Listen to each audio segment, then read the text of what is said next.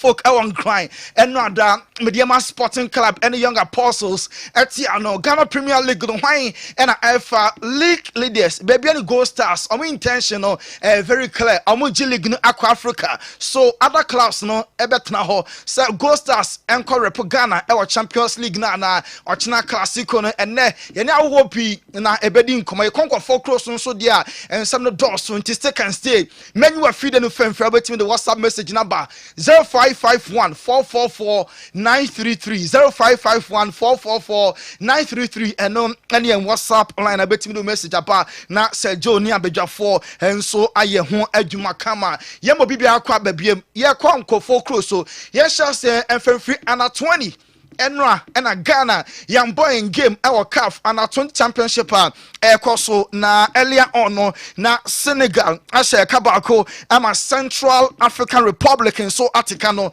match no akwa 1-1 na Congo DR and Ghana boy under 20 Enra na enye easy cry enti under 20 enche match highlights never enjoy Ghana shebako Emma Congo DR wamo enso etimi ehye bako enen games no to so na Tanzania omo ene Sierra Leone ebo ewo under 20 U20 eno no na fe Egypt ene Zambia omo enso abonti eno Congo DR ene Ghana game no ena wo our Kessben television so Congo DR ana strike first and sana Ghana yenso ye babetika no na ene Egypt ene Zambia Tanzania ene Sierra Leone ochina Sunday May 4 Tunisia ebebo Kenya na Morocco and Nigeria omo enso abowei under 20 games an eba so ene de eba so nti Ghana eno a chances ni pina na ba ye bo dodo na aguye nemum yete yanka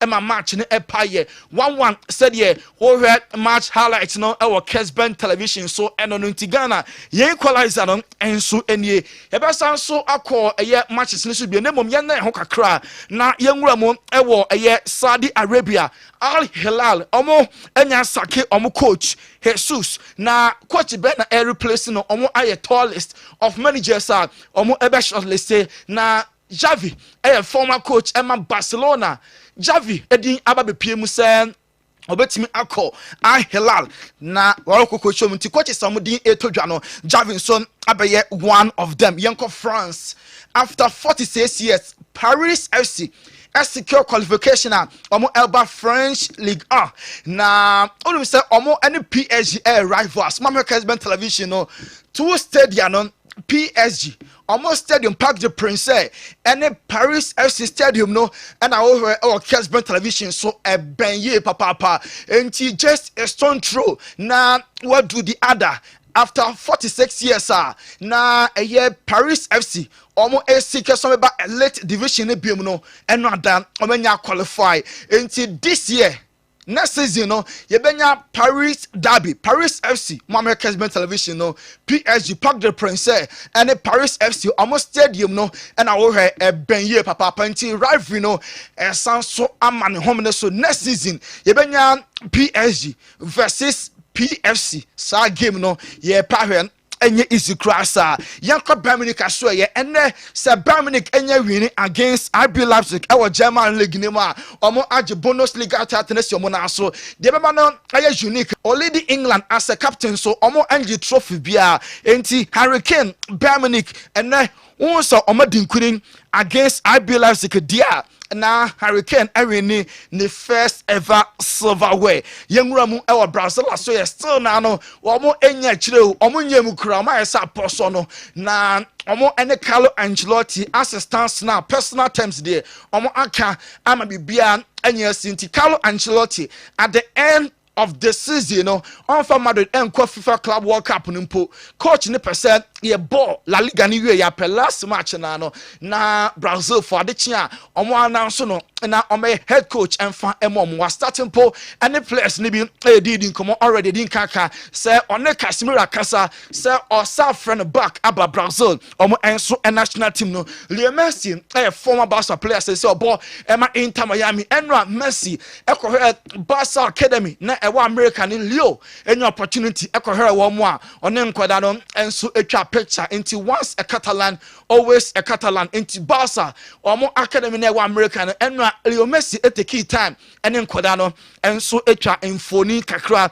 e wo ho so enomo na me aduma next week Tuesday and Wednesday UEFA Champions League no semi-final second leg games in Barca na Inter Milan first leg omo the Barca be ball draw game no be 3-3 El Montjuic Tuesday omo ene Barca and Asia Lautaro Martinez still now a very difficult obetimi areche your full fitness as at now medical team go so eye ne ho adwuma pa because at home Inter GD say omo enya Lautaro Martinez even on 70% in power obetimi prove very decisive am medical team no omo go so omo eye Lautaro ho adwuma denden instead of ya ne ho ebetimi ato na game against Barca no ono enso etimi abo Anthony Man United player obolon edi ama Real Betis was Spanish Premier League no na Anthony Londino so far ni more so ni pa ama Real Betis for the person omo no ebiem permanently na osina kan as a permanent player at the Emma Betis and Komotwetwe no ano enso etimi ahyanse den Wednesday Arsenal ebebo in the Champions League Paris omo any PSG yebisa Ro Ferdinand say oh eniema kwasan na ohwa hwan ana qualify Ro Ferdinand man sa game we no it's about mentality and ability and the obia ebetimi aye it's about the mindset obia adwene or the equal game no Arsenal game changers we say Bukayo Saka and who ehia say Arsenal be beautiful football there be enya ball a and Arsenal for here omo ehia a mentality say kwan bia so omo ebetimi akwako win na omo secure qualification first leg no PSG ehwe omo eka baako a omo enso entimi antinti Arsenal for to tom ne ya omo enso ebetimi qualify na yenwura mu ewo ana slot asoye ono eye Liverpool manager Premier League no omo agiawie o say ono akochi or Dutch era division anymore na Premier League no aye the most competitive league in the world no other league and a very competitive as the Premier League Europa League no clubs na echo for finals no potentially between any all England affair Tottenham Hotspur and Man United and so Premier League no struggle pa Man United at the 14th and Tottenham at the 16th now so Europe no Man United unbeaten Premier League no form England nkoa anebesi sa club some that 14th and 16th nemo oko Europa omo yaje eno ekire how Premier League ni big pedigree of the league and so no na David Alaba Madrid ejidi pass emrena so they also ye bia no why awie enti Alaba next year Madrid omo encounter on him cross or that was so yatete say Theo Hernandez onyan ntete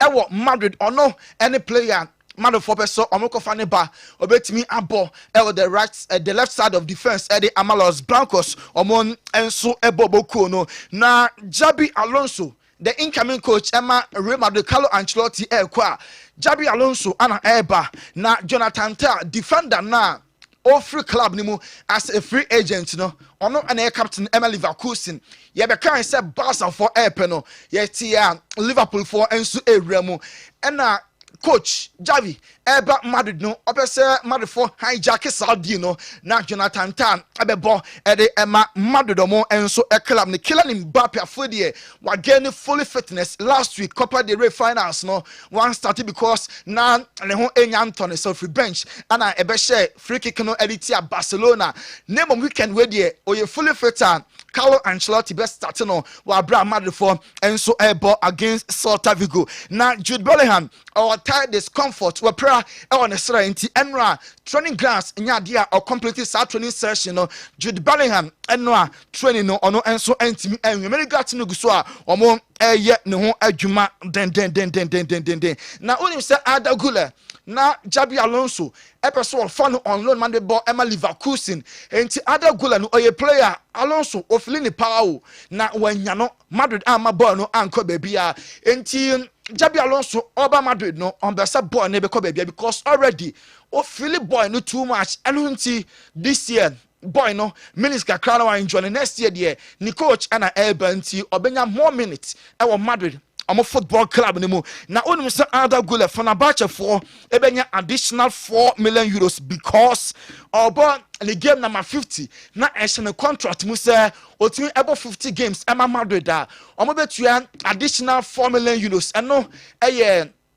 add-ons na ɛhyɛ ne contract ne mu ɛno nso pa ho a activation Sam Madrid any a Fenerbahce ebe sanso about friendly game by virtue say ball no ebe 50th game no stress automatically omo trigger sa clause no Madrid any Fenerbahce at the end of the season no omo enso ebe ball enkofa kansie Mikel Arteta confirm oye coach Emma Arsenal or say Kai Havertz obetimi aba and sana season aye over Arsenal for the finals of the Champions League Kai ebetimi aba and na league no lately ono so ebetimi abe finish ama Arsenal Premier League no omo epe second position no omo enso etimi enya Kevin De Bruyne baller all bonin na chini aka say o free Man City at the end of the season na KDB say the mate no engine is oko and now we goal or share in the Premier League Man City share kabako our game omo enso etimi boy na ni teammate no obi ase boy and I would Kevin De Bruyne enso e de atoja na no ana Jeremy Doku ono so I a countryman omo me nyina every Belgium Jeremy Doku ono ana aya assist ama KDB at the ball no at the outnet no Jeremy say you very very lucky say on Kevin De Bruyne e our club level say our national team or senior man be a lot of players obi a level up to obi a no enti oye very decisive na ojina park no so okire say oye team player enti Jeremy Doku ana ebo Kevin De Bruyne ono enso abaso na Chelsea betima qualify akwa next year Champions League na he be say Paul Merson say so in Santroni or retired footballer Paul Merson say so Chelsea person qualify akwa next year Champions League ne dia any omo game omo ni Liverpool airborne in the Premier League no Chelsea omo try na omo enwini omo enya saw win na omo any Newcastle match no Chelsea ebetimi akwakonya draw na against Man United ofie no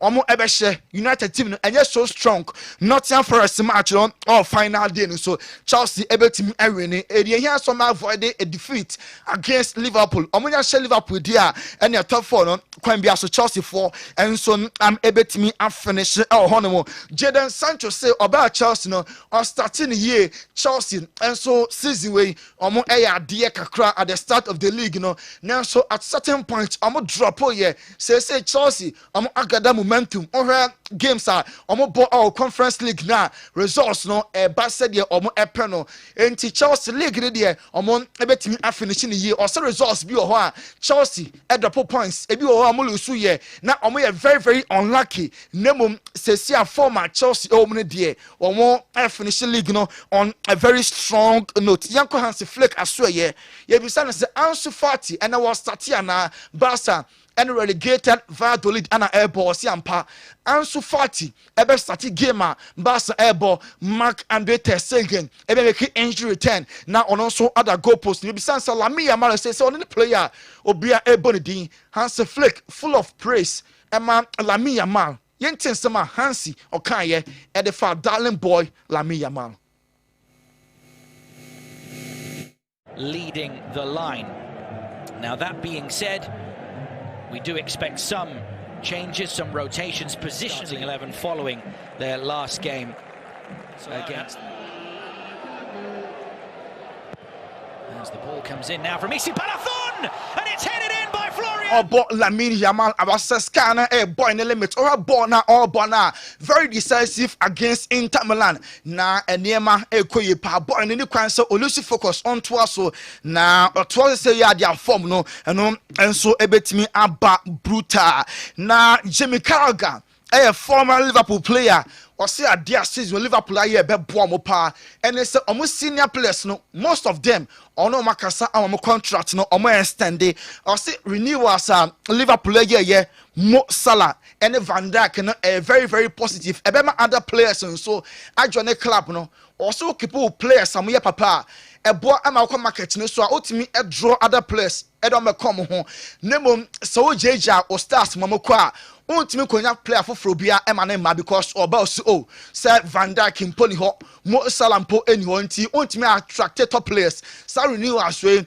ebetimi abo Liverpool e upcoming transfer market ne so pa eno ensema Jimmy Carragher enso etimi ede atudwa na Gary Neville ese na ye tutu na sesa no or at par with certain players you worship one in the Premier League or see Mo Salah or at par with the likes of Thierry Henry, Ronaldo, Wayne Rooney, Alan Shearer, Harry Kane no Salah level no and Mo Salah no nenso say they needed recognition no yan fama Mo Salah name in reality boy no ade pa or at par with some players na you know mom edi omudin enso edi atudwa na Antonio Conte and a lady Serie A no with Napoli and Inter eda second Antonio Conte saying Scott McTominay now I'm far from United no bar Serie A no na in the fitness level no na enu said you omo epe nanso nansay wa pick fitness bia ehumpa into Scott McTominay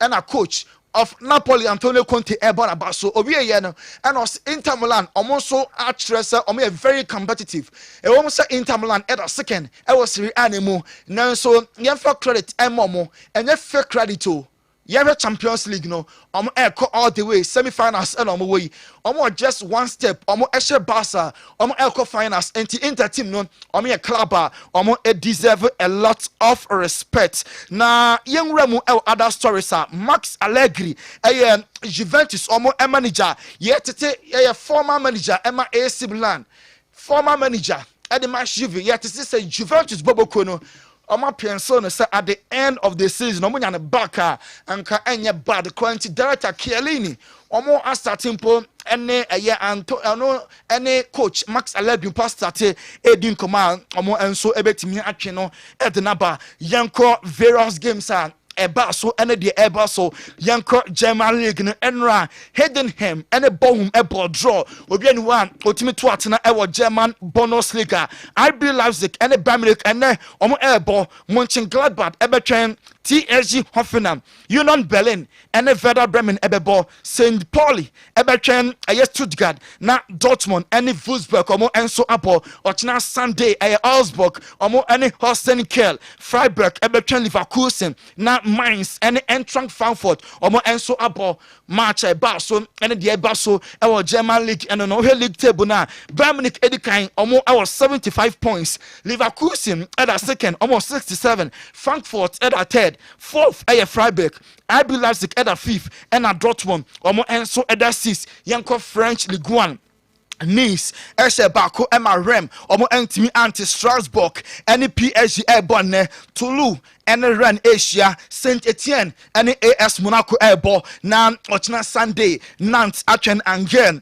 Lyon, any Lens, Brest, Everton, Montpellier, Oze, any Le Havre, Lille, any Marseille Asia, PSG Dikain, our 78 points, Olympic Marseille at a second with 58 points, Nice at a third, fourth. Lille na Monaco so at the fifth na Lyon Boboko no and at that six French Ligue 1 table no so yento aso enko Italy enwa one game etimi eba so na game eba so no Torino and Venezia about 1-1 Torino 1 Venezia 1 and Cagliari and Udinese ebebo na Parma any Como enso edi ataso ana games eba no Inter Milan any Verona no 6:45 and asa game no enso eba so Italy na ochina Empoli and Lazio Shia Monza and Atlanta Roma between Fiorentina na Bologna enso any Juve enso abo on Monday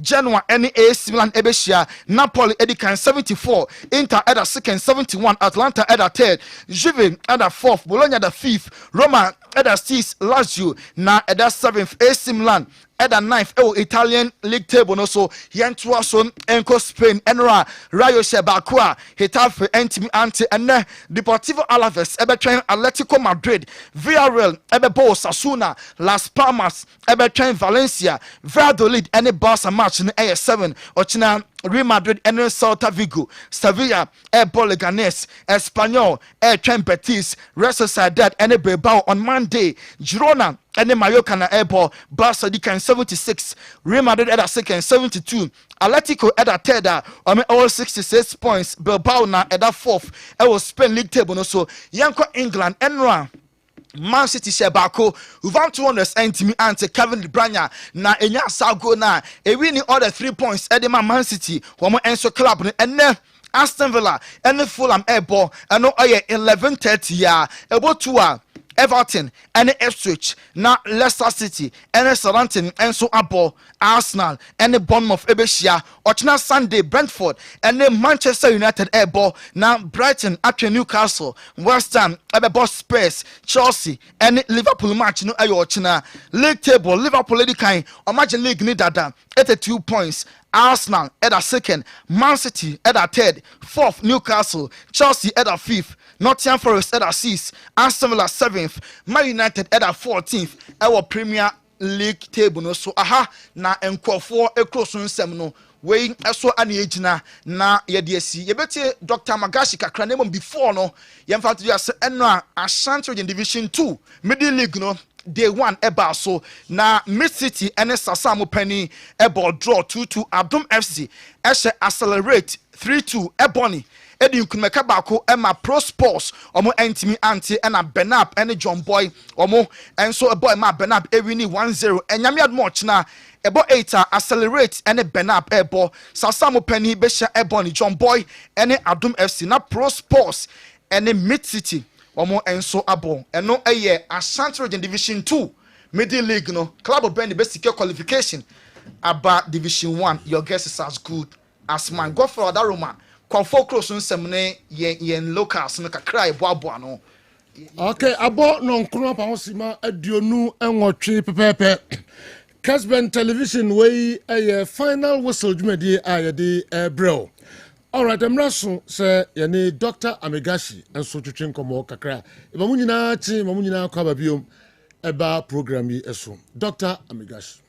Odi djuma pa ha o Dr. Aje abasubodi bebre di friframantam mu ade abepie asantima mu wo se ahaban kasa wote fa uyade bia bra Dr. Amagashi ho na onte ne te emfama ho empadi force se wo yare na se wan fe wo se a obi enhu mobo yade ben e na yetete wo yade ben na ni wudi asie bra Dr. Amagashi ho na onte yade no te emfama ho eye stroke diabetes hepatitis akwada ne kokobo apie anase oba moje etu no opa wo hepatitis B so oyade pa e na kidney problem o beto ne te die na uhia anase die yade na etete wo akawashe ehia mu tutumirika na bra Dr. Apostle Amagashi aseye na yade bedwane kra empanifo se yakote aduromra eno ane ahaban so yete no owuram Dr. Amagashi onfa ahaban ne enka okeke na emumu no obompa ye kire otwede amponyankopɔ totrobosu kwa me basa yi adom se onfa adom ene ayaresa emra na wode ahaban ne kawa amurum ho ana ho ye wodene Dr. Amagashi sunim sunsumu niema obetra se ahwehwe wachi babia yade ne firi a ebaaye wode ahaban na kawa ma wate apo wo ye champion Dr. ni bia wode ahabanduro anase odi nubra eye adwuma de se ebere ne so kese a Amagashi na wodwane bet one o efitete odumako abo ade na yede adom achede ema Dr. Amagashi odi adi dwuma abesi ne Amagashi wo ye champion Dr. keke fa wo yade ebra na wuduru hompo a yade no 40% kura timira ansa kura no wo doctor se wo enkrama mu a en ha ho makuma se kura eno ane se obekọ Kaswa Prison Junction ana watakura de a apawan Kejebri Government Hospital Kumasi so bra magazi macro police house eho ana Dr. Amagashi asoyewo techima so owo Hansa Brigade ana bogoso power line eho ana obehu Dr. Amagashi je number here that friend Dr. Sesia e was 0547 044 307 ana 0544 580 936 ana 020 2408 206 Freddy Sesia na yade enku Dr. Oye kikim Dr. Oye bruta every tintre de be sine twedi ampon boss ro boss ase wa mo bibia biem ebo mu niema no bibi fufuro bia meka ho biem eno amu na suahunu nimde e kire de ye de enye ene de ye ene okutwa so mbeka akire tiedi ni ye pa ne fatu tidi eye Dr. Apostle Amagashi mi to nyankopon awie ye bremu wode hahamane nubna esa yade me secret ni sorry me catch on say pick number na go screen na sekeke na de freno na tutu anama kono ho eni nansa me na me catch ro wa yarsan to betwa me de me ma meeting bebree ko hospital bebree ye ko ba bia me ma me na me ni me nua baba ko ye kura ni mu sei ye ko hospital be kura ni mu sa wontimi nante nya hwe obi di adanse fa Dr. Magashi ana o kire mazi maku ene bai tiade ma me bai kura no sa na Dr. Magashi hwe no first adura wo de ma ya ye ko ye within 3 days a wo sha no mu adu na fe de ma me na wo timi kura dua e de nante ni empega ni biem nti me ka sei sa bre de ma me no MC na ye ni age ahoto aba nti me di adanse se Dr. Magashi obi biara bibi ha wo ni padriam bia de mo jide so ba Dr. Magashi aso ya bibia be kam an sa min magani ko na taka cikin wani magani sai wani ya gwada min wani doctor daga microwave zo inda nazo doctor ya ce in je yi lab na je na yi lab nazo ya bani magani so uku kenan so uku na gani wallahi na ji lafiya na lau doctor ya ce min kamar aji Halima ciwon nan ya bari kura yasa dan wana musulmai saboda Allah ba kariya bane agona hodu ko kata madu agona mi dogbene mi agbododo ye mi la dodo na mi fie acho Dr. Magashi wo doda ye mi ko egbe mi la gbe do na mi jiji be mi ana hodu ko no anya be fifie Dr. Magashi watikie aboto kata ko dem nyamo la kata atikama ko zamile ma na nya se Dr. Magashi nkokwa na ko be fibroid lo dubu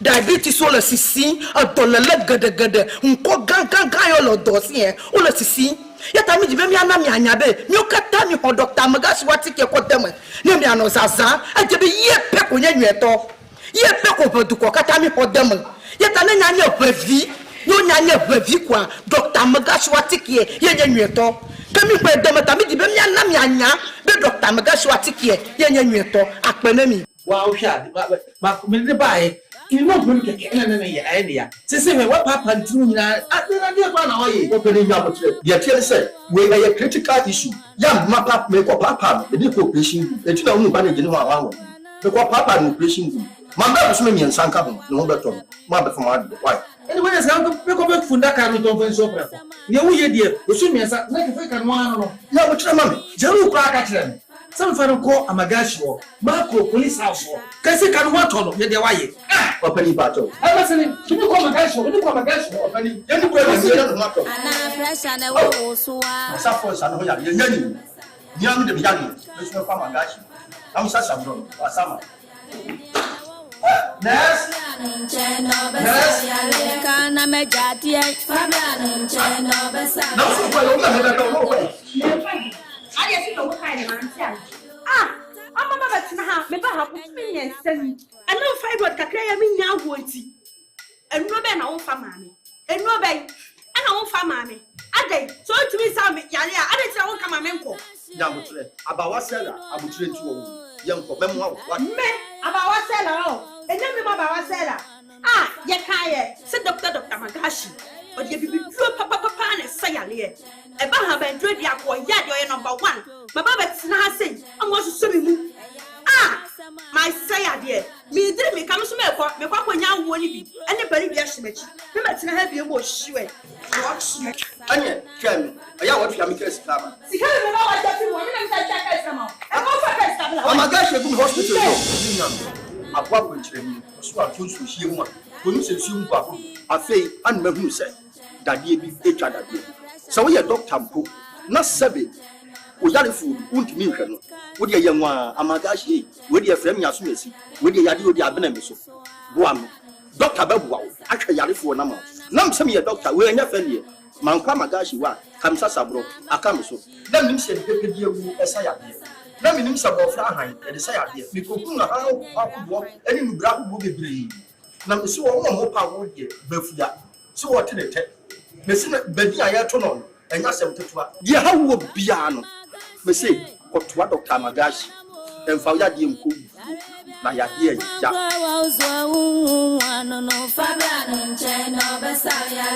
Alatiare Dr. Apostle Amagashi. We opinion. Yawa kwa baba Amagashi Herbal and Spiritual Clinic. Minya. Ye me pesa me ma woti ase ne se. yade a ebo nipa ma nipa ye mmobo onyankopon aka wasema to bible nim de daada saa na wode edruyefo nso aye den aba season bi ni nipa nyankopon peja no wonim dwumedi edi wo Dr. Magashi Herbal and Spiritual Clinic the me person ma wote asene se wo kan Jeremiah chapter 16 the verse number 4 was nkrofo bi wo ho a owuyade abo mo owuyade e de ba de ebi ye pressure wonim nipa do a pressure ekum a financial up to now wonim nipa do a diabetes ekum up to now wonim nipa do a HIV ekum up to now wonim nipa do a hepatitis B ekum up to now sa yade we nyina yade eye owuyade enu na Dr. Magashi nyankopon de yale nyina anu aduro de amame sa wo ba Dr. Magashi Herbal Clinic yade biara taiwo yade ye sunsun yade nkrofo ko meeting no matter what you say enu no mo de break you down.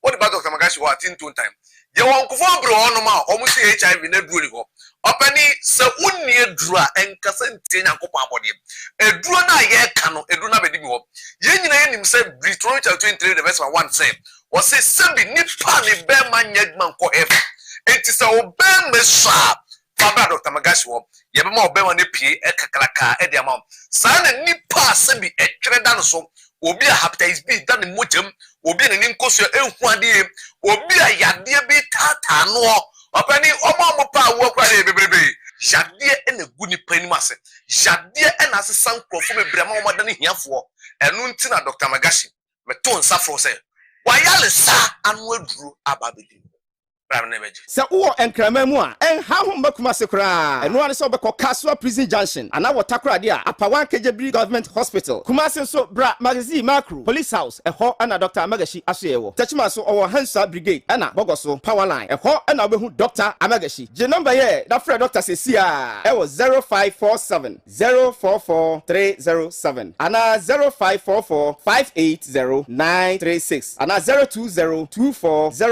08 Freddy Sesia na yade enku Doctor oye kikim Doctor oye brutal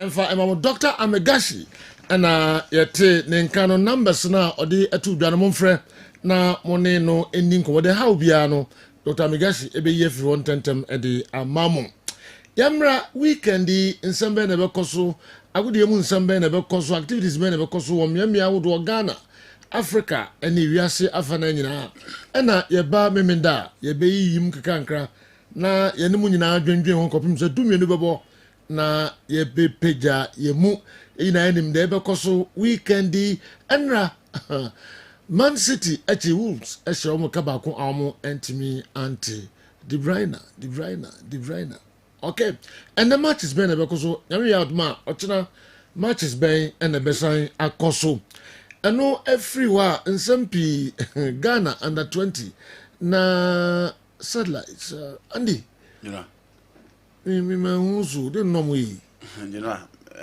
ase enra omo DR Congo 1-1 but seriously Ghana for na ebobo no na Ghana for David say you say na Ghana bobo oh say Ghana ebo bim too bad enra na nyepa most of the people blame the media say local football ye amana bafem but under 20 tournament in Africa and so foreigners they dominate. Our Ghana Premier League is not good enough to produce 11 players for under 20 tournament. No, but money chair. See the performance. Never be be free in different. General, Tamane some money mono so it was so GPL now. I need pick you. It was under 20 4 consecutive times. What has he produced for under 20? Makati Ofori, he was part of Coach Zito team no the Koje Wafu Zombi no. At the under 20 omodia. Say from 2021 be seen and what under 20 sir. What Ghana Premier League say to quarter as under 20. Under 20 omodia. Well, young comrade na yemeshe we and so in Senegal and Central African Republic and so edisiani 1-1 e wana 20 tournament na kosono.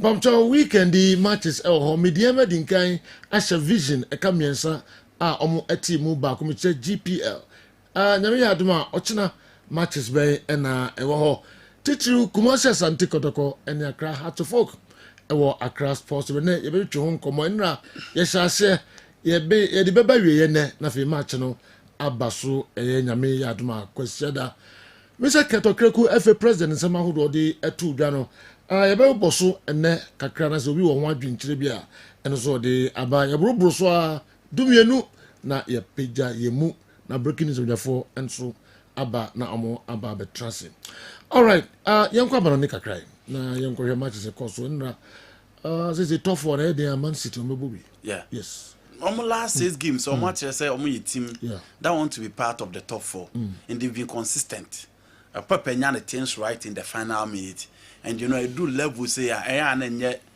tactics but players don't who say there be see we can be part of the top 4 the determination to deliver and against Wolves here one team lose quality upon quality but in the Premier League and saying during the days of Nuno Espirito Santo it was a team in Manchester City Bopa because a team dominated by South Americans and then Portuguese type of players. Inti ayana ye team open play more flexible guys over the likes of John Gomez, over we say Andre Trinidad, over we say Matthias Cunha, over we say Strand Larsen, over we say Anori. These are guys born and cast the firm now so omunimba omu betimi no ball. Look at Matthias Cunha, look at that strike from Matthias Cunha. Inti omu etim ni yetima. It just unfortunately say omo this is into Ombesaton because Matthias Cunha is on his way to Manchester United. Into Ombesaton. Inti ya ne mo maintain the very best of materials na nka omu betimi aboa ama ne metimi akoyi no. But in all Manchester City chere say baby ya dru die say Chelsea games na den dia omu games no e was so make good use of the opportunity to be bomb way and you know in big moments you need your big players and Kevin De Bruyne and the game no bon who class or cup who say free Manchester City he's still delivering at top level and then no it was a close game. You know, any game because now Man City also almost fan hands down. It was a close game, but Omunya the best out of the players and Manchester City. You know, baby, Omuchina Endra as of enumerate table nearby no more that third position and Omu matches na can nyede. Team Nottingham Forest, Chelsea, and other teams who want to be part of the top 4 and also Omu City are there and you need KDB at that level. Wow. KDB. Daily Mail describe na yin say a pattern shot. Pattern shot. Let us say shot on your di papa. Yes. And good on yes, pattern shot. Yes. Oh, you know, any injuries are KDB also retire Manchester City. But injuries need demand, you know, and the game Pep want to change the face of the team. Waka say after the contract no be Kofi Akpom into or building something different because the dynasty no abafem and dynasty ne bafem one. You know, and if you look gradually, if you look at the spine of the Manchester City team, Pepe so obesisan insano, Ederson Morelos abaso mbeko akofa Diego Costa, Ruben Diaz wakofa Kusenov, and Vitor Ruiz aba. It is going for the John Stones, Ruben Diaz, and more guys no mabo over the years no. Ebeba be these young guys, maybe omaba be joining the likes of Josko Vidal. Oba midfielder, Rodri, April and Wakofa Gonzalez from FC Porto Aba. In the next season, the two guys are likely to start in midfield. Iko Gundogan, Musomu stay cry. I don't think Manchester City would depend on Iko Gundogan again. And KDB, the main man for the final third, the creative spark is living. Ellen Holland or the Mamouche Aba.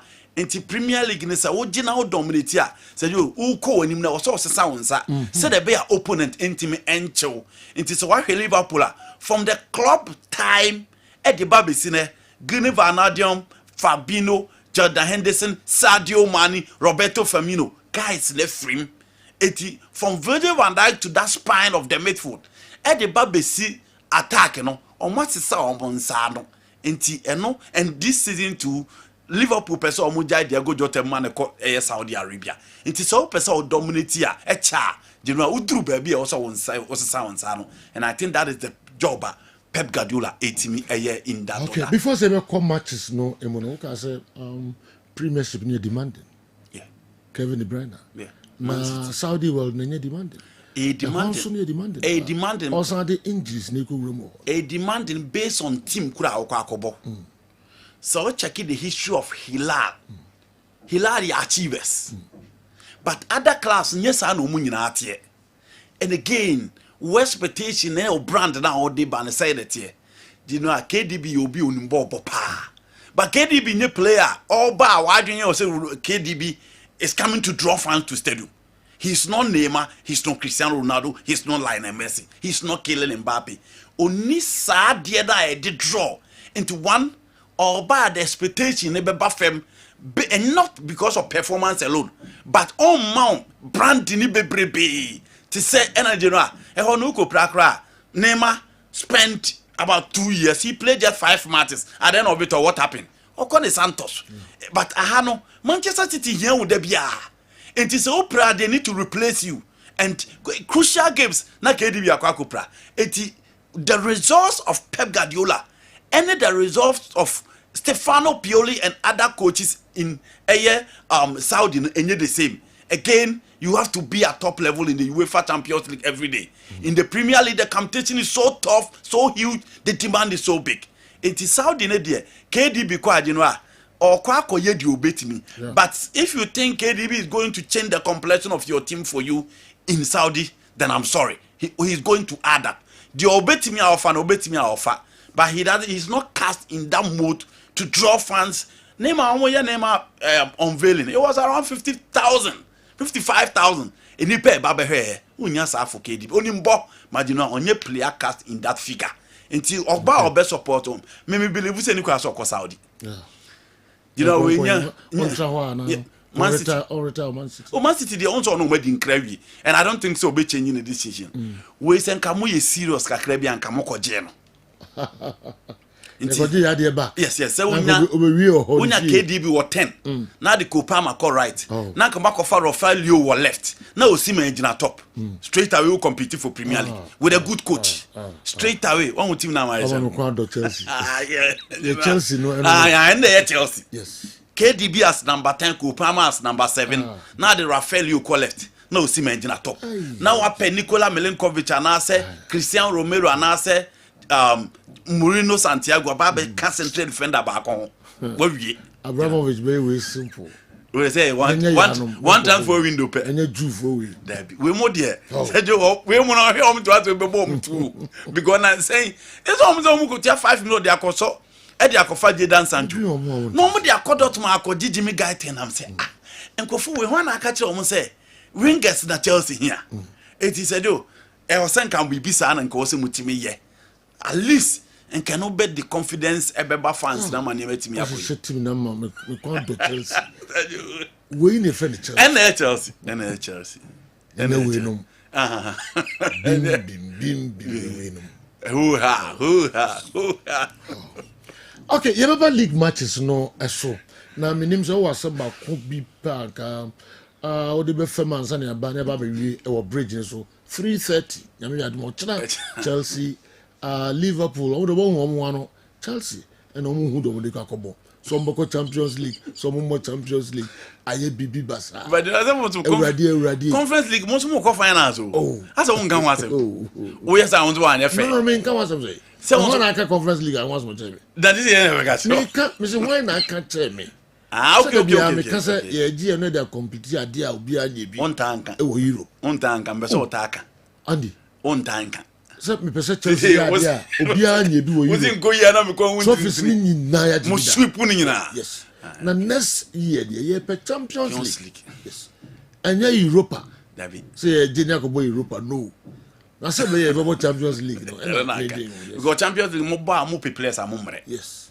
mo pe players amomre yes enti yenko matches no okay so bibia ni what be started there yenko matches okay you know me yen quick because of time to me share from Italy okay also league na very close Napoli ball against Lecce na ohwe the two teams are omo da soro na omo ball against teams omo da fem 15th 16th and ohwe Hellas Verona and Lecce ho na omo eda na Napoli with their form now checking Lecce so performance obvious say investors no say oh kofa Napoli win in that order. Inter Milan 5 games omuntimi shebi said you Inter here a win to boost them for the game against Barcelona on Tuesday. From Bayern Munich na Valladolid niema nko ye fam omo ba against an informed Barcelona team omo nim say slip esetia for the Clasico next week. Enti almost slepa e be ye dey am next week and said yo if you want to win the league na say Valladolid dia enya dey say me expect say Barcelona e be bre a win for Barcelona in that order. Celta Vigo e be putting in a fight against Real Madrid and omo die hu be Madrid for them to said yo omo be ye munji against Barcelona Boja Iglesias ebo hat-trick but still Daniel Olmo be change game no ma Rafinha every 2 goals no kan ma Barcelona etim away and no sa na be ye Marcos Alonso Yare Algo the likes of Christian Dominguez of Fair Lopez and all those guys ever try say ebetimi aye bibi ediamon but I'm taking Madrid to win a slim win for Real Madrid in that order. Bournemouth football against Arsenal. Now Arsenal said you baby Arsenal say Madrid won ye Paris in England because already almost secure almost position in the top 4.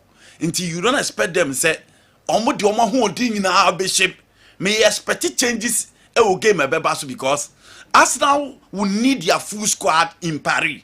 Obia say pate. We want to see that Thomas Partey now Obia can in Paris on Wednesday. Etienne in Abeko and he expect the likes of Ethan and Nerimo and the best starting in this particular game, Miguel Merino, the likes of Jorginho, but they are playing against a team.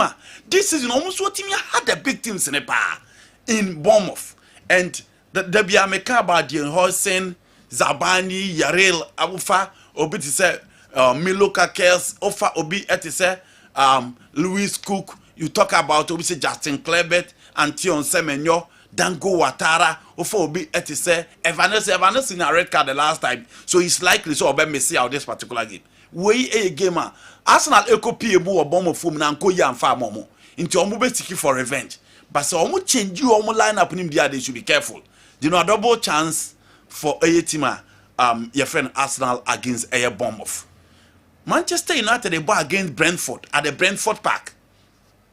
Now United they almost say so Omo holding in Europa.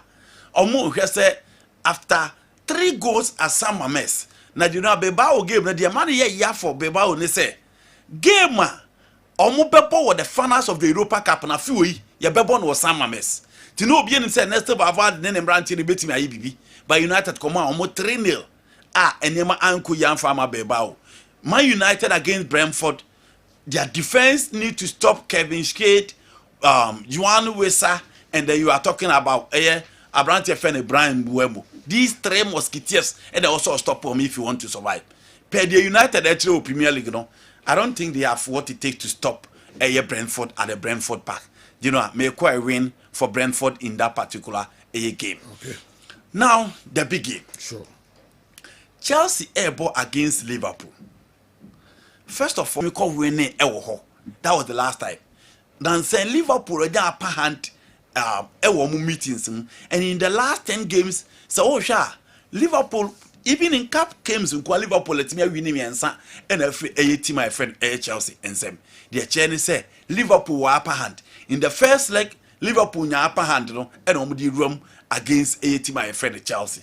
Chelsea so enemy say see ya baby omugina the betimi abo omo an say whether you win or whether you draw to make sure you need to be part of the top 4. Until once again Chelsea would love to show character on the field of play, but who show character and also finding a way to stop the Liverpool team. How do you stop them? One, it was so making sure that the most Salah that space to deliver. So almost Salah has space in there. But the good thing for Chelsea is that one player organic for the player of the season was Chelsea team no or maybe or better no Salah to be operated free in Marco Correa. This is in ball our bono and a bucket one. Yes, or bash goals pa. Until on a Salah battle no ye better how and Yama Besiako. Luis Diaz or Cody Gapo, whoever operated from the left, you know, Malo Gusto or Rui James Nebeba, Obi on any Bebobia need to be very careful because and we are another strength of the Liverpool team. So man space no the game ni pushua. Omubetimi aye bibia. Robert Sanchez, Sergio Nancy Nkoye, but the last 2 games for Chelsea no, ne more debate me as well. Chelsea last 2 games, ometimi aye adie again the midfield. The more technical midfield as against the Liverpool midfielder. Omunsu dimbo ni kura bebrebe to say Chelsea for no and Enzo Fernandez Enzo time coach ne bench na the bem obi an say Enzo and look back. Until more would depend on the midfield of Chelsea because Jadon Sancho can come and go back. Ofo obi to say no ni maduke a ono nso betimi aba no go back. Nicola just said to me something out of nothing, but yeah, they see how many times on the field of play. So those are the areas and also Chelsea making sure say if they really want to beat Liverpool, if they really want to secure a point in this particular game. Those are the areas that I'm expecting Chelsea to best strengthen. Liverpool, you don't need anything to lose.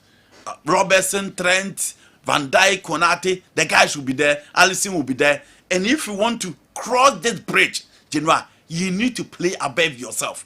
Just until Liverpool are in full flight and the game is difficult, you know, make a double chance Liverpool in this particular game. Okay. You did a great job. I like the Chelsea team that Andy Kem composed. My question is, where will William Estevao play? Dr. Edward Adiku and Ediwi and so Abraham. Okay, look, in this team, Estevao will start from the bench. And he will accept to start from the bench because Estevao is one for the future. Until Obana Sekupama all right. Nasekupama Mount. 70 minutes next about the 20 Nebesoswa. Because in this team, I just said on him came Newcastle. And gradually you integrate him to the setup. Because if you start American Eba, the Premier League is not technical as the Spanish La Liga or the Portuguese League. And Estevao also combines skill, space, delivery, high quality on the field of play. And Obama adapt gradually to the Premier League. Obi Awahe Savino from Girona to the Premier League, you know. This season, in as much as watching 2 goals with 10 assists, you know, when Timia Motti said your boy Girona, no, he was the best dribbler in the Spanish La Liga. But Obaye no adapt take kakra and a pep dinner room. Next season, watch out for Sabino. It is an Estevao Obaye. Coaching him say no. Next season there will be a World Cup. The guy would love to be part of the Brazil World Cup team. So Obaye, a young player, to say there will be a Luis Nazario de Lima. The likes of Robinho in the national team now gradually were integrated to be part of the setup. Until Oberman and Kakra that will introduce World Cup games and ultimately deliver. And there are a lot of competitions: FA Cup, EFL Cup, Premier League, and other European competitions as well. Gradually, no adapted to the style. Estevao will be good to go. Ko palm aside the honor Bebo, but Obe Freche na aba Kakra until so Obetimi adapted very well to the setup. All right, remember under 20. Yawo boso krakra ene anafe but yabesan abasubium Ghana 1 DR Congo 1 Senegal under 21 sanso and Central African Republic and so 1 Africa under 20 championship no and so emo. I'm listening to you at Stoke-on-Trent, UK. You're looking great in the address this morning. One of the aspects of that morning show, of that sports show, is you always spicing. That is always spicing is when you get a banter from some of the listeners or panelists, and you reply in equal measure and even more. Dr. Moses Agawina Amanya, senior lecturer and program leader, De Montfort University, located in Leicester, UK. Yeda superb. Yechiapa doc. Yenimse and so aye. On never quite Cologne, Germany. And so the message way Abana Feminko Awal Mohammed wo na yenshe. Warm greetings to the best sports crew with the Ghana El Clasico between Asante Kotoko and Heart of Oak happening tomorrow. I would love to hear your combined 11 from both teams and your thoughts on who is likely to come out on top. On never quite say and now quite went to my monitor program here on Cologne, Germany. Because then we are in 7-4. And I got that my dear team was 7 players from Kotoko. Yes. 4 from Atoko. Yeah. Yen bibi kakrai. Say. And I sansi subiu. Over the member. Sansi subiu because and I'm calling a man for saying no. Za. Yes. No reason your day. No reason your day.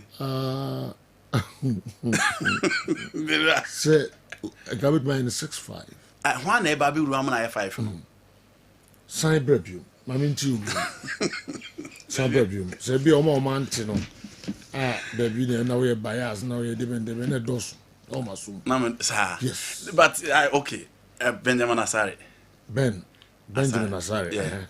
And I'm called Lord Amwa Patrick Asid. Why? Lord Amwa Patrick Asid. No, Lord Amwa is so job or prayer or no, I make sister or beba. Lord Amwa is so a traffic. And I'm a sister or beba. That was my point. Say or beba. I command 11 here. Yeah, beba. No, you know what started training. Oh, okay. Lord Amwa. Patrick Asid. Patrick Asid, yes. Yeah.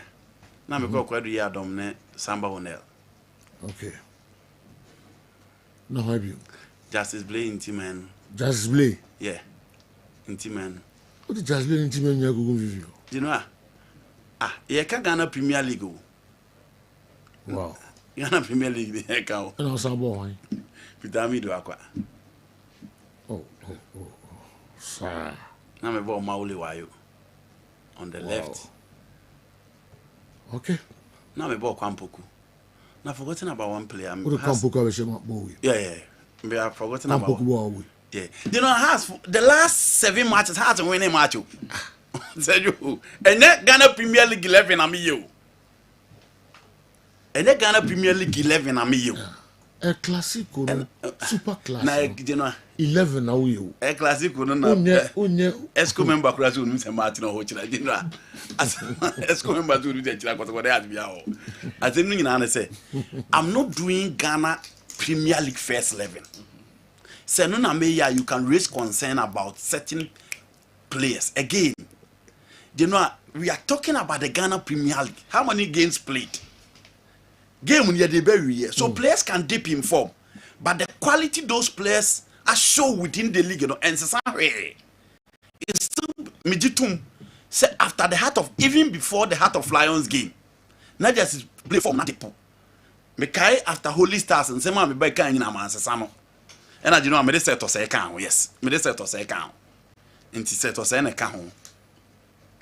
But I said to say we feature for hearts. Oh, a feature match is no bobio. You know said to say obo. Hey, Abbas said to say obo. Obo match is obo. You be set Ghana. Ebi wa obo. I see. Obo. Eti they know enye an issue of and two teams na ye kan. Omuni mienu ha na ofo.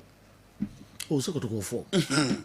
And why are people surprised to see?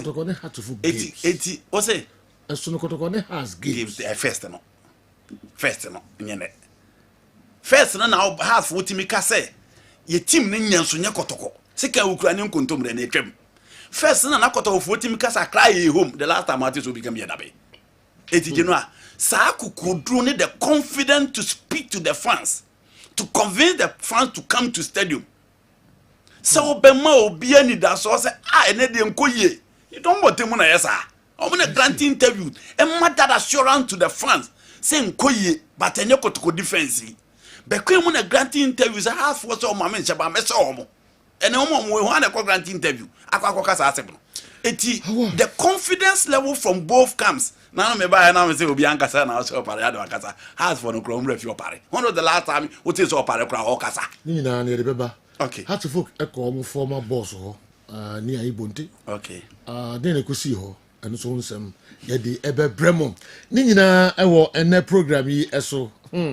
Combine 11 Andy Ayano, Benjamin Asari, Lord Amwa, Patrick Asiedu, Kunadu Yadom, Samba O'Neill, Justice Blay, Intimanu, Peter Amidu Aqua, Mauli Wayo. Or the Kwampoku na me okay Kwampoku Seth say Kwampoku how striker Ben na wo go share Kwampoku abetamu akra san wo ho obesan start the half for attackers nyina Has strikers. One will go check on. He's in the second round, 7 goals scored. Has almost top goal scorer. Mauli wa you from the left side. And kwa all competitions. Inti Hamza is you know we are refino. What will be Hamza is we are refino. And can you call a shot for players to be part of the under 20? Say Gebebonidi. But nobody talks about Hamza is again. Again, it talks about the consistency of our players. Inti concern na no alaji mama sali a reason ba no. Because you Hamza Issa scored 13 goals 1-2 kwai. One didn't tell Hannah boys in Echo Ethiopia ni Congo ntentem because who stay our consistency level on the cross side be ye. Say who stay our consistency level on side be ye because with that performance you expect the team to improve in terms of quality to help you to grow. Perhaps in terms of quality no decline because Hamza Ebor no Linda no Di Maria no Otanga behind him. No, those guys behind him. But Hussein, Theophilus Collinson, look at the declining quality. I'm pushing him into me and deliver. It is a you. Nini na aka hobi. Inti Hamza Issa, because says Dina no hard for no. Edi omuriti by one another denim. He's supposed to be Hamza Issa. And you'll be a amankwan na wo denim, but on the feature. You know, it's supposed to be Hamza Issa. So has a year almost posted your baby to abontain. How many people within the House of Folk team, how many fans of House of Folk can even recall him say, Abranti will free and a ban or bar, no Abomati say. It really tells you the decline of that setup. Well. Okay, Andy Cam must be objective in his discussion. So, can we have the possession between Ghana and DR Congo? Where from this bim or bam football is talking about? Why dear and so any? I say we objective. No, if you're match, Minim our born our hair no possession. Our Lobano Padas and I say, Ghana for man should be honestly, man. Oh, man to me, okay, you know the mamma. But Obia Obian Cousin Papa for Ghana place. Obian impressed. And only you know more tumba kwe. What did you know, my jam? Who bim, what am I jam our walenka? Okay. You know, it was a game we didn't play well. We didn't play well. Per the expectation of ye, and then a copper and pram, ball like a boy in the level of him. It is Ghana. Forget about other teams. It is Ghana. Forget about other teams. And you know what? Me start here now. Catch them say player near quality. You know we are talking about players. They don't feature for their teams out there. And who say baby more poor de bia. It is a do. Yeah, the players could go pram sa. Now you got tournament. Are the foreigners in there? He for the feature for Ghana. But to me, Monfa. Okay. Starting 11 in Remy. Okay. Ombenya. Yeah, I'm from Remy. Only 4 local players. Okay. 4 local players. 2 Dreams FC, 1 11 Wonders, 1 Heart of Lions. How many local players are my boy? I see. Yes. It is a do. My point is that now we'll catch them as a foreign for now. I mean, cars will be a foreign, but you know, first now near bond at 20 near your is a foreigners neighbor. It tells you about the clan of our local league. So you bond at 20 and a team locate player we no more foreigners. Say you call World Cup. Now you call foreigners you become hominias in Biaka. Foreigners who are playing well for their teams.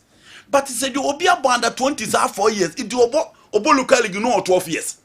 Obia banda 20 sa 4 years in under 20 be a and on restaurant on Makati Ofori was part of a 3-year ban here for Tawi Chak Moscow Dom Koje Cap no account or that's about 20 ade Ayomodia you know under 20 Ghana any place almost let's not always package it and sell no mumma add this opportunity and he said yo omo do musika ye football Ghana nti omo ntimi nkasa because you know omo to musika go Omusikagu Kotoko Adriana Dr. Kwame Chey Moses Parker Gold Stars and penning for you know they are spending so much and I know interview president or see 80,000 for a division 1 side said you 80,000 league na your book room and ube kwa the whole season 80,000 you know we are unyawe who play a play nya call up to under 20 you will have no free Kotoko Premier League teams in 23 players. How many of them know the court tournament? Well, yeah, Shas, yeah, about 20. By honor or what they are How the FM Sergio, honestly, the performance was not good. Obia Onya quite heavy. Because even Sheikh Melado mo Sheikh Emmanuel Mafo mo deep in midfield. Aaron Essel new for Makati. Sergio, the performance wasn't good at all. Hakim and I know Chire Bibi, Kamal Din Suleimana, Nini Akumana, and Ojim. Sergio Nuka man of the match, and I think say he doesn't deserve it. Because you had dear Kungo 7 JCB Sergio. He was the thorn in our flesh. Too much. Ojibona Sergio bien timin takeno. He intimately springing 1 or 2 passes together. And Sergio, even the goal we considered, honestly, Gideon Sesiako anyade. Gideon Sesiako was just standing there, and I know conceded that goal. Sergio, like it was so difficult. Even Jerry Free and Subemu, Sergio, I wasn't seeing the performance of Jerry Free and Mihono during last year's All African Games. You know, Sergio Abdulaziz Isakrabai, he was a pale shadow of himself. In as much, yes, Basanuka Sergio onye bi more. I said David Odo no enya bibo most of the time Sergio more than ono ewo the Barca Athletic B now. Sergio, it clearly shows you say you was somebody papa. And DR Congo team, I was surprised with Senegal Sergio. Honestly, almost shocking me. Performance on the man almost anguyi. Because as defending champions, now we heard him say they will run riot over Central African Republic team no. But drawing 1-1 and then the subsequent games of Mumi and Nune Central Africa and of course Senegal. But Sergio, Bia Onya quite shared that game yesterday. It was the under-20 AFCON tournament here, boy. No. Sergio, we need to up our game. In the subsequent games, if we really want to make to World Cup, na coach Desmond Ofe Kana Sergio, and yet this kind of game necessary than it.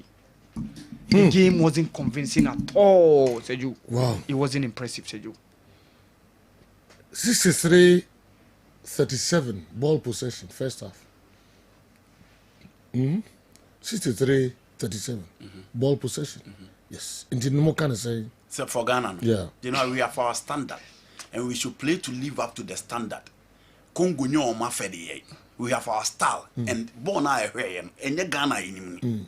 You know, this is under 20 IO players of 4 years they've been part of under 20. He even got a call up to the Blasters. No, he even got a call up to the Blasters. Imagine or under 23 team under 20 now account.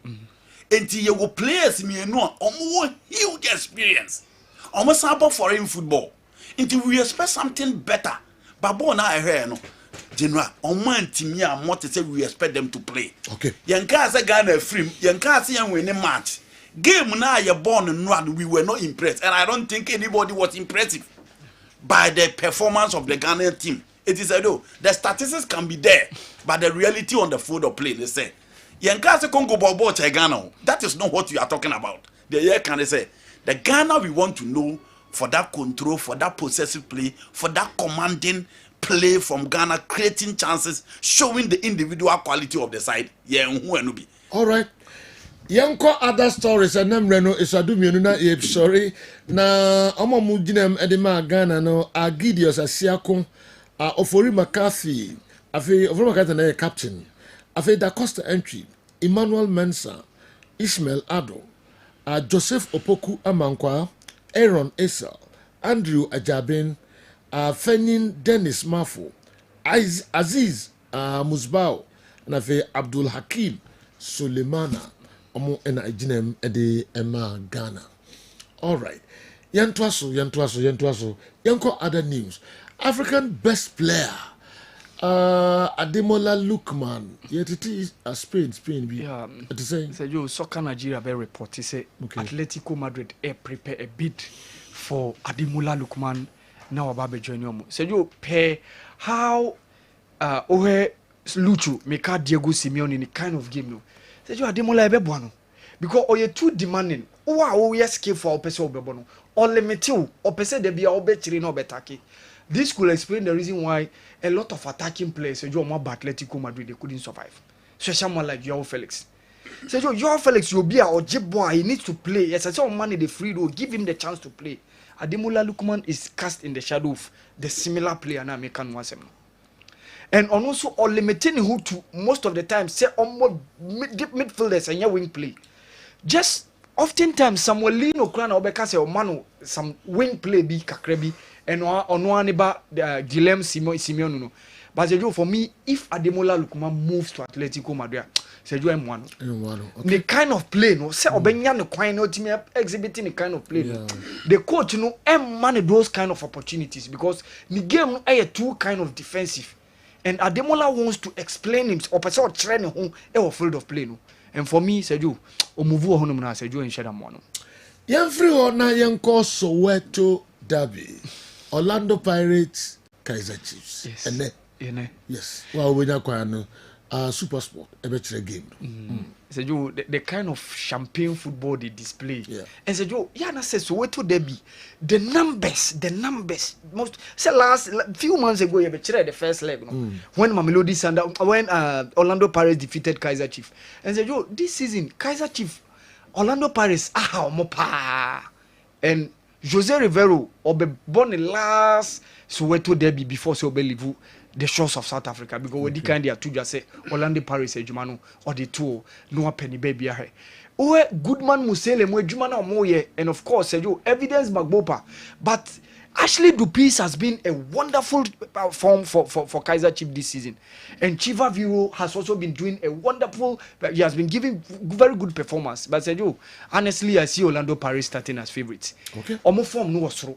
Unfortunately, say CAF Champions League so mo do final kwala ntimi anye juma last week. But Sergio, what kind of display the kind of form amo is just unfortunate say Mamelodi Sundowns atino mo modimoso ewo South African potemu. Sergio, I see Orlando Paris starting as favorites in tonight's game.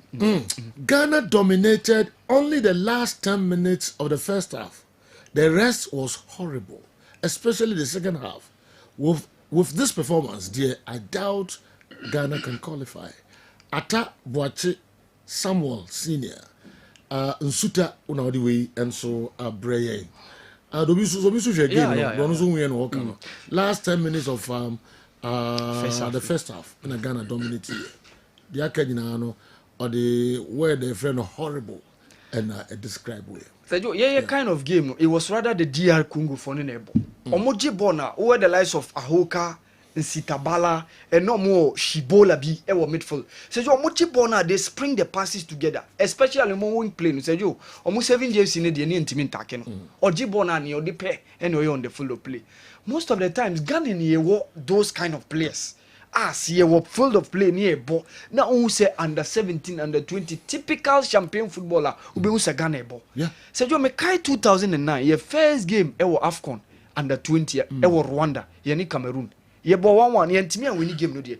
But you saw say boss no Ajiman Bedumo, the likes of Glassina Wako Modedi Ayumo, only the ball no two from a ball. Okay. Which was a typical Ghanaian football. And coach, that's small. We couldn't see this kind of player. I'm for say Mumpejem kakra, Mumpejem. Say you pese yetimi eye bibidia, Mumpejem under 20 championship no emso emu. Fauci Leja. Yeah. CAF president Patrice Motsepe atipono say ono ne best to succeed no. Ana ono ne best succeed. Is it fair?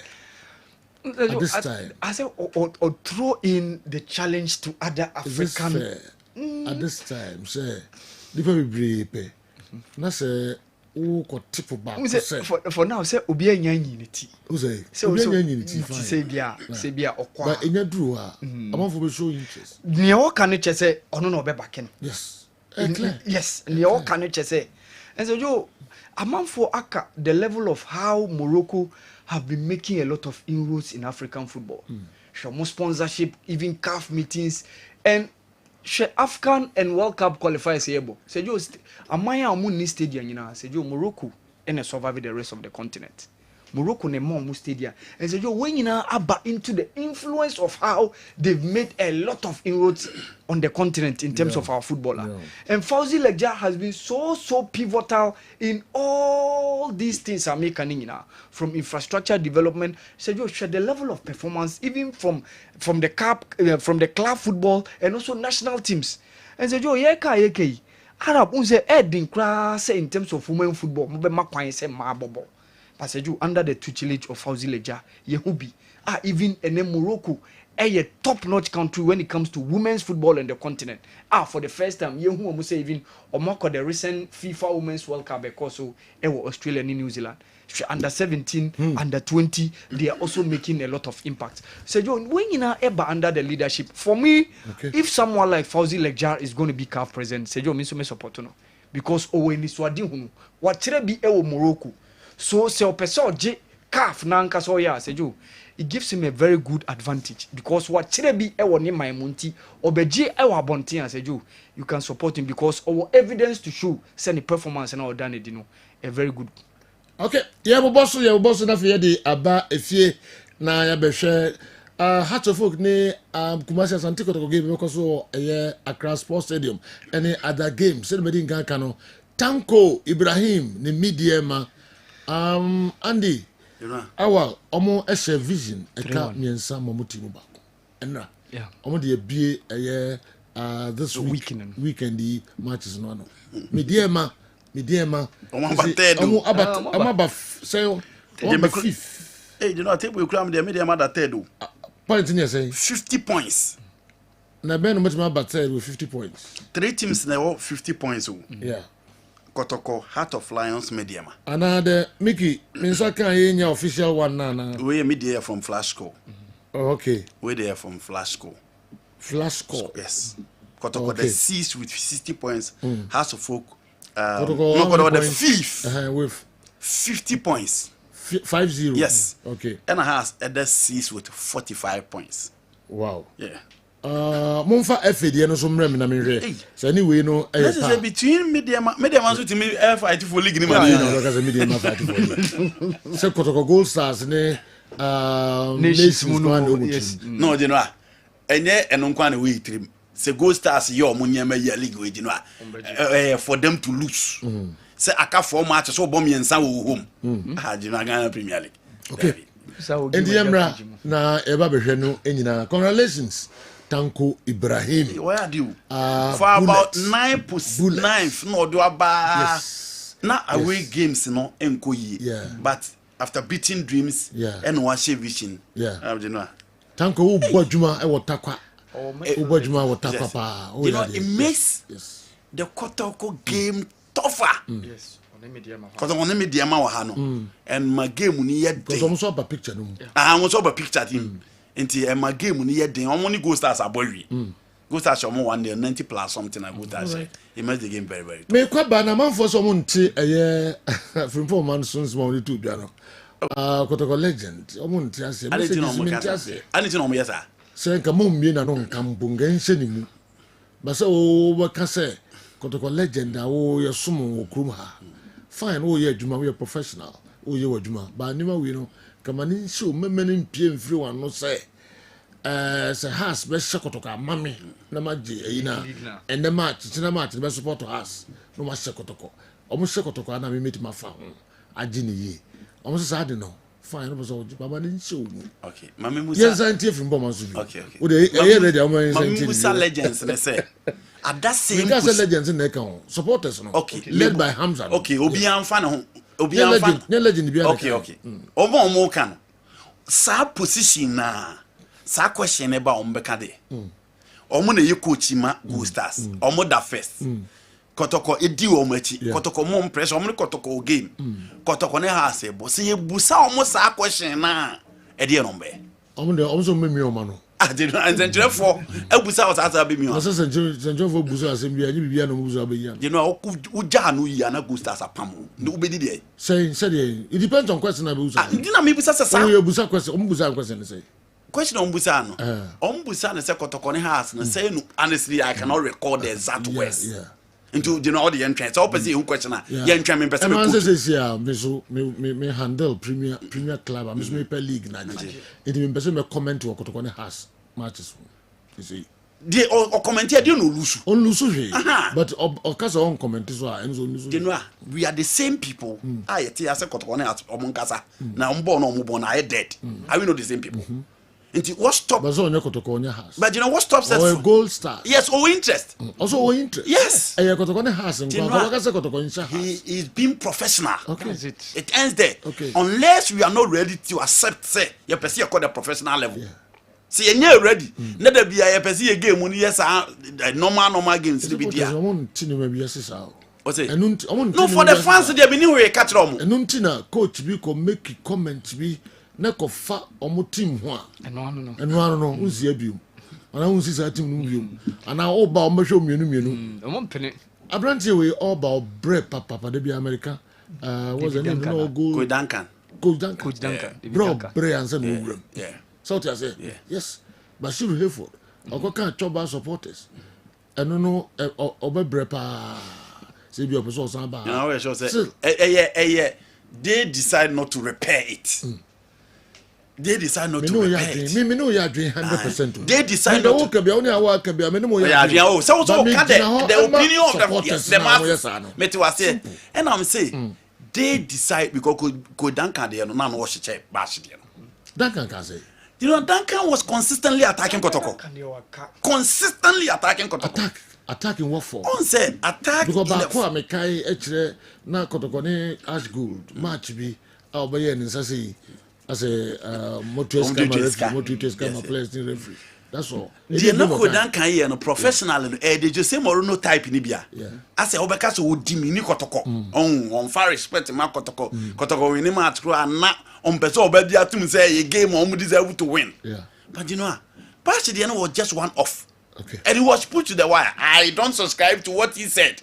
But you know, in the last 25 years, all Ranke Koto coach is me no Bash will come in. Okay.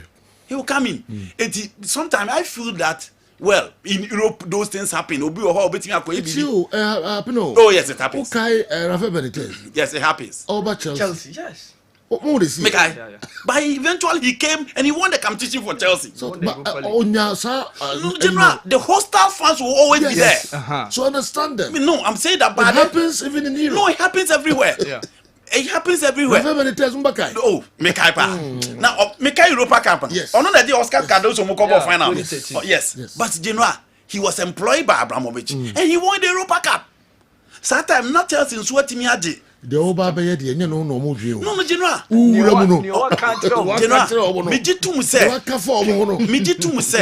The hostility or the unfriendly environment of France and the Becretia. Now, General, even coaches are moving, and the Madrid fans are not happy with Ancelotti. But he has 3 UEFA Champions League. He's their greatest coach.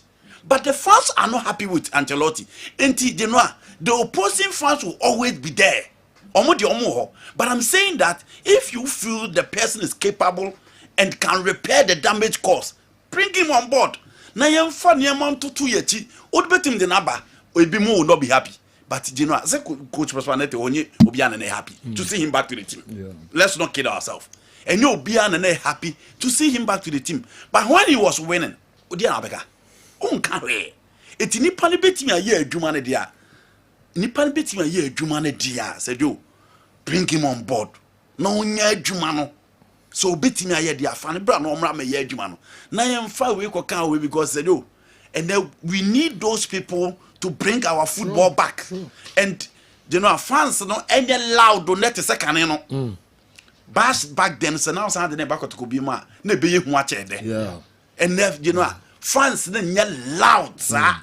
But the brand of football that you want to display, he's capable of providing that kind of quality at the Baba Sports Stadium. So, a honey baby or say, yes, Uncle Jeffrey Pomansubium, Nafi, Yemra Keto Kreku, and Sama, or the 2 year name. Because of course, the me Kotoko, Obienum said Kotoko, na raise ya me did say. It is so Casa Kotoko has a bohina over Peso Besha. Obviously, my Peso Kotoko Besha has, you see. But a basse a be affected me go stars a ina or dear. Make us a house and this is Oceana Major League. Make us a house in Jokotoko Nam in the league. Yeah. And that is a fact. That's me Moody, Okaza Kotoko has a person Kotoko and she has. It's a big favor, man. I'm talking about this season. So Kotoko has a ball Accra. That's a has a special Kotoko. Now, yeah, be win the league there. Of course. And then my cousin has and Shekoto. And na obeso oji liga nya kotoko has na ese kotoko eboa no ma league no oji. All right. Ye de no so besia na fe ya to so e de amamo Mr. Keto Kreku FA president nsemo kan ana otwi minim se wo ho bibia opese wo de eno so eto edwa.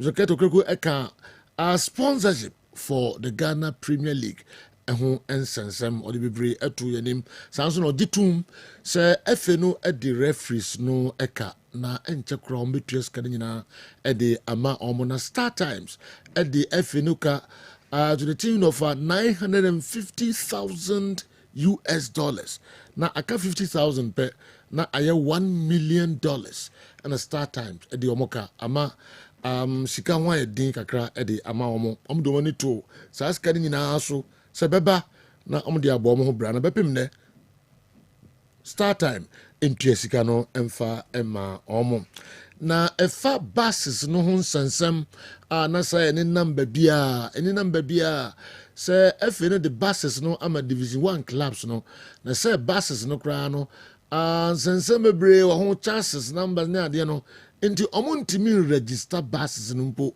na nkantam ɔmo tumi ayusu na ɔka ne nyinaa sɛ yɛn kontomposɛm na manfoɔ ɛte abɔnten ɛka na saa buses no ɛfɛ na ɛna register ne nyinaa ɛde ɛma Division 1 clubs no tɛnyɛ no korɛ da sɛ clubs no ntumi ɛnregister buses no na wowɔ wo deɛ na sɛ wontumi register ya mesrɛ wontumi register ya na o papers no nsa nkan a sɛdeɛ Abdusalam Yakubu ɔwɔ adubiase na ɔde to dwa no salam yɛn konko a ɛfɛ president sɛ baabi a wogye bus no ɛhɔ a na agye hɔ nkrataa ɛhɔ a na agye hɔ biribiara enti papers na documents na wopɛ no kɔ hɔ nsa ɛbɛka ne nyinaa no ayɛ ready ɛwɔ hɔ nyɛ afei no na de documents bɛbrɛ wɔ adubiase obiara bɛgye ne deɛ ndi wo so bra na bɛgye wo deɛ na ɔsɛ ɔma fixe fundamentals no na adwuma bebree wɔ hɔ a ɛsɛ ɔmo yɛ ɔmo gye tom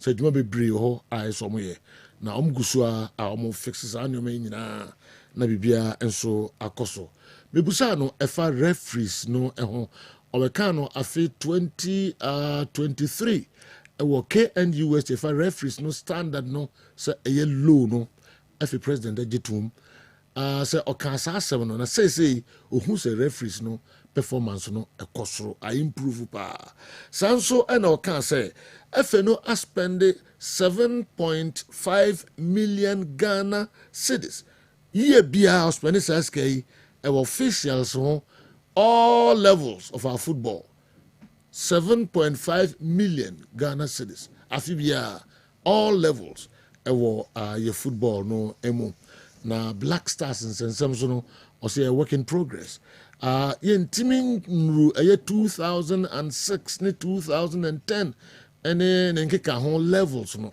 na ɛyɛ work in progress ɔmo keka nkra ɔmo bɛbɔ mmɔden aduru hɔ na ɔmo atra hɔ koraa na security at all venues ɛfɛ no ɛbɔ mmɔden a adi ho dwuma ama asan I improve na bebree nso aba abɛka ho. All right. Yadi ebesia na fe yadi enkomo kakra Abdulkarim Zito coach Emma Kumasi Asante Kotoko ɔdensɛm kakra to dwafa Heart of Folk any Kotoko game no moma yenti kakra ɔsɛ game no ɛyɛ very difficult Heart of Folk Kotoko stadium nyame yɛ adom ɔkyena coach Zito.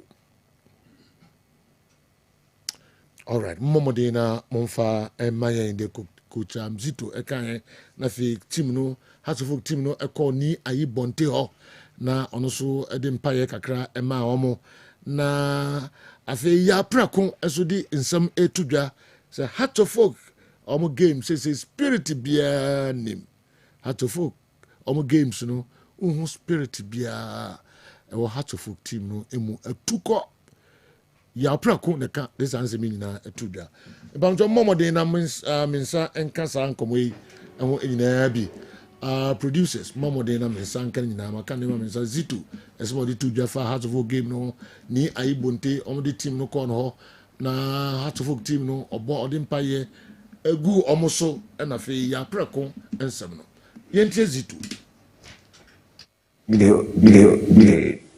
yes, I play them.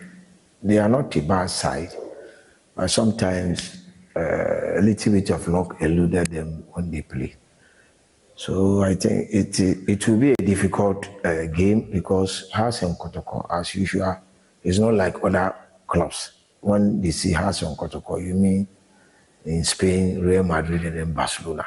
You know how the intensity, the zeal, the urgency to play, and then so forth. So, with against Kotoko on Sunday, will not be an easy game for both clubs because I'm lucky to be an ex-player that has played against them with the same club Kotoko, and then I've coached against them with Kotoko, and it's not easy. Even if you don't do well in the league, and then you are able to beat Hasselhoff, I think the supporters somehow will side with you a little bit. So I know the game will be difficult, but Hasselhoff and Kotoko till after the 90th minute, you can predict. Because look at the first round game, the referee was about to close on the whole game. So, but we are going in with the mentality of winning. For that one, I can't hide it. I'll tell you the truth. And the field will decide. Will decide. Abdul Karim Zito. Hearts of Asante Kotoko games and a difficult referee no emfa na benu nche na no emmoya. Untimi hu and untimi nchire do be winning. Of course, all or the winning mentality nation adwimu. So ko no ka share Hearts ewo enkran. But enye easy. Se went me any league. Na se utimi Hearts of Folk and Asante Kotoko. Supporters no any wo ya adwen na omo bawafa. Nti kwan bia so okọ na wakakọche Accra Hearts of Folk eno ne adwen a ode kọ enkran coach Karim Zito yanko Hearts of Folk the team no ekọ ni Ayibonte former chairman asese oyo hene na mpaibo ben na ni enso ene ne dom de ma Hearts of Folk team no ngoti kakra.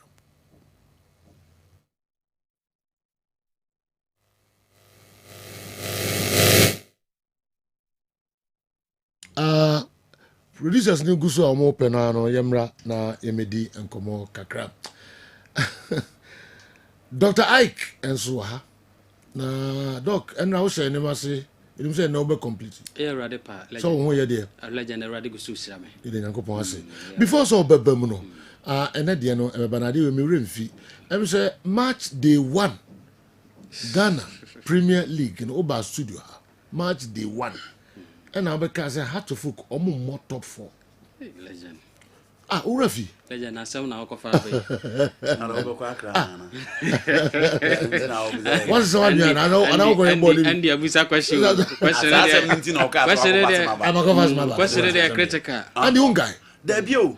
Oh, yeah, has fans no drum cry no one supporters. I almost go cassette. Oh, I don't believe some No. I said no, Okano. He's stating fact. Yeah. But the fans will disagree and they will show their displeasure when they see you. Because when I have been, I'm not calling. Me no call back could be. Almost on me in cry. Yes. Almost on me in Randy. Say, Yankabi a mom. Wow. I know become and go for an ammo become. There be on the sofa. And no crano. I'm saying, I know Paddy Kusia. Yeah, quite sure as empire. You really correct score 2 just again, obeying the 1-1. Okay. You do get to an answer. By a ball game, you 1-1 and day. One has on winning. Who has on winning? Go make big gates. I am with Legend, I say, on in passing the team now, they were from so can what challenge. Legend or question and okay. Yes, maybe can't say a motor for Hearts of Folk. And we will say, a damn, yeah, one kind of medicine. Legend, Mamma San Coswan Fire, no soon say free Jim. Oh, dear, no, Legend, so yes, I had the legend debut. Me walk, Agina so. Legend say proud to House of Folk Ebebo League, no. Call preseason work, baby. Togo. Oh, okay. And legend what my men fair no nan konkon ho na na yenko game no bra. Let's say me deductions na. Me say so mo ko Togo bia. Omo moto for. Legend. No, legend me dey say fridge. No. Mutimi do don. Minister Joe be. Mutimi do don. Ko e kwa kra tire ni mi. E je so mo ko Togo a. Omo mo. As mo bo no ko preseason Togo a. Enko yie ma omo. You know I'm saying why you know. Okay, we dey remember so mu na wotre wan. Legend wa ko yi asem ya ba na nka e so mo ebo season kura wie. Sa. Say I don't know many I House of Folk fan. Abbas. And be sia ha. No say no until there. So we still have some matches to go. Yes, 4 matches. On bet me to with my bottle for them. Depending on more performance on bet me identity. Any master points no, on bet no, but mathematically point difference never brave. Oh yeah. They say oh there be never brave. Legend enye bebre. Kakra bi. Yeah. You should have crowd yeah. Baby any we 5 me 5 points. Yes. Has 45. Kotoko 50. Yes. 5 point difference. Me panta share na o makulu so amaka. Share can 2. Get 2. Indi dey na wo kasa so no. Ahoden o mo dey bo ne no. E na ya ye hwede kasa o mo bo na o mo. How to folk esa. Emi kai kotoko for Brazil ma no ntutu.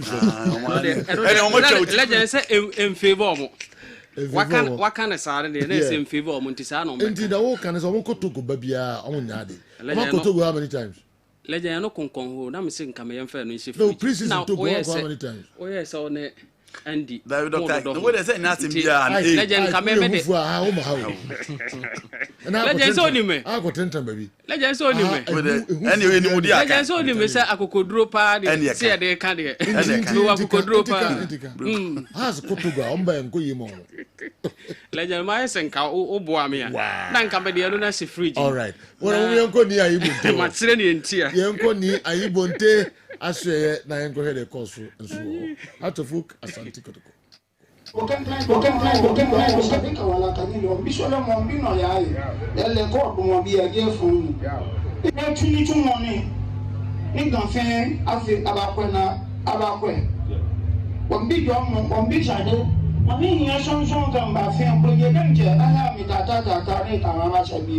Oni ba fe musu bo shina le apa su yan ka che ko to mo ko la mbira de te ka me che ko ye bio ko je danje adie ya no de ko me fe mo mo aba wo mbi do mo bo he o dan no ka ko jesu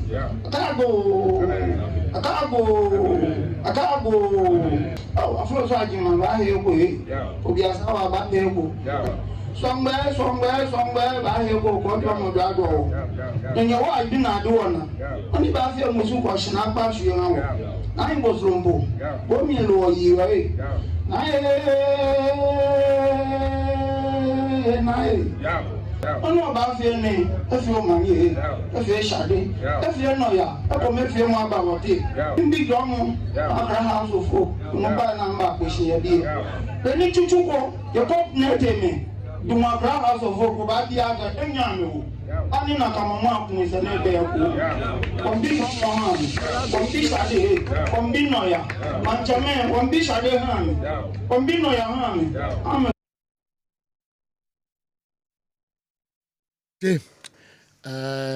na infie ena sadi no ekoso na we ya pra ko nim se uti asem we ansa na wo de sanse mi ba betudwa ya ya pra kon wo do Heart of Folk legend when tie the course o ni ayibonte we ana say team no spirit na ede yenti after we nyina na say oka ansa na mo kwa koye we yenti ya pra ko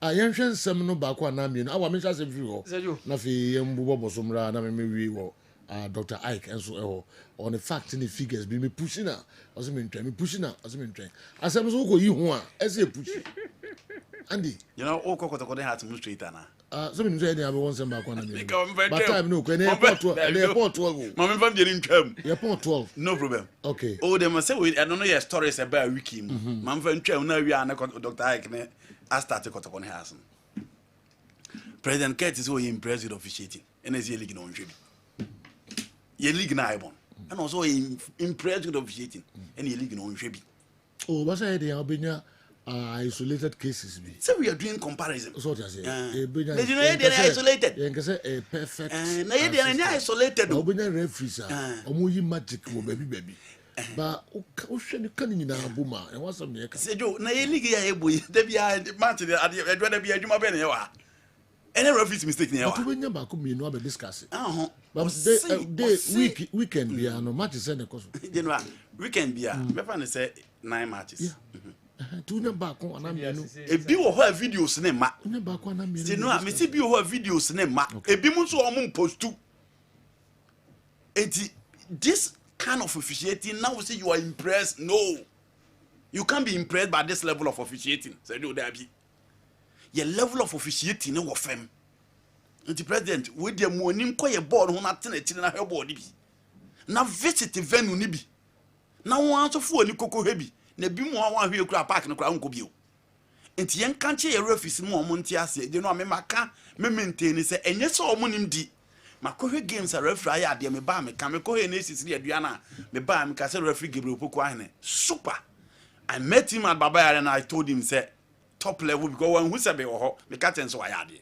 e bidim di dodo na anim di na omo cheda no omo nim yi dodo na anim di na omo cheda no omo nim yi ni nyina ye issue of akatua any allowances I am farmer omo referee Kala will tell us omo di referee because of passion na no me ka che ne say untimi nka ntem so free ball get kwa nyina say akodi ball say because of passion dabi e ye di unye free enti yesre enye sika ye hia from start times and sound ya bitua ma referees no time na ye ba beto aba no yetimi ye di obi abenya sa akosi obi odi 10th it was because of the elections after elections no say a person ye ball ni ko ye dia sika na ye mfama team sin kosi 10th no ye mfama bitua referees for ka because they do 20 weeks now the referees in just 5 games to go said you don't but you do the crucial stage you do the crucial moment the referee for no ye hufu ni ntino now mo benefit from the system ni ntino let na mo de ba no mo an twere but ehu ntino mo to mo twere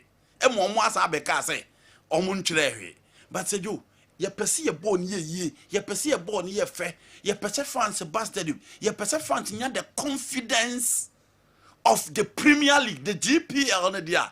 You don't fit for sika enfam mom. No mutu ni ball ni ye because they do. Say baby a game ne kon media ma buy into the picture. Next is buy into the picture. Kotoko is still in the race. Go start person omoji omuli first time. Baby edru na du oni bre. Edu oni bre. It is a ntwa referee for ne car. Man of the match no mo begie wu. Omo begie wu. Any referee na ye ko boy dipa be 32 go back so vem no ya bro referee a manager aka hold you are impressed with officiating ya bro the referee's manager na so e o keep so how are you telling me that you are impressed with officiating the president man anim ko ye ball ne ho na on follow game ni closely on hwe bi mo ntina na on hwe one match o TV so me ka say ye ball no ye impressed with officiating ye level of officiating no wo fam enye ye technical quality enye ye coaching level eno nkoa enye ye administration no nkoa na ye weak one area emwa ye ma ye game no enye fe microphone co stadium omani ni so mo be follow eye class no eye because of officiating e don because stadium ko here division 2 me through her report on the man and say and clearly when I was watching the middle league I was very very disappointed. The middle league was just like under 20 na me no quality be and once a ball your mobosa and ushia cloud officials na the omo kan say there referee phone dey determine bibia o empanimfo phone bi so hye wase ho referee phone dey determine bibia enti Ghana there your level of officiating yeah Boca Champions League bo AFCON ye nko bi enti ubeda ka say your level of officiating no so president me yesra munti omuka na sika de bebre wo ho sika de abusei e wo afi omunti abi ma omo na ye ball no mu ni ye no omo sai ball no encrofo boka clubs no omo nso nya operation ye. But I'm saying that if we satisfy the referees, one error should be beba. Even the Osatos, the Clement Tepen, the Simon Moseniak, the Francois Letizier, the Slavko Vincic, the Advan Kovacs, omoye mistakes. And no they are back on them, you be beba. But it is very normal. Merrick Mekataya, they will be a Clement Tepen, Ebimusi you go, Ebimusi you go, Slavko Vincent, almost say Kwaraskelia born a penalty, missing a penalty. Those mistakes will come, but on the whole, in totality.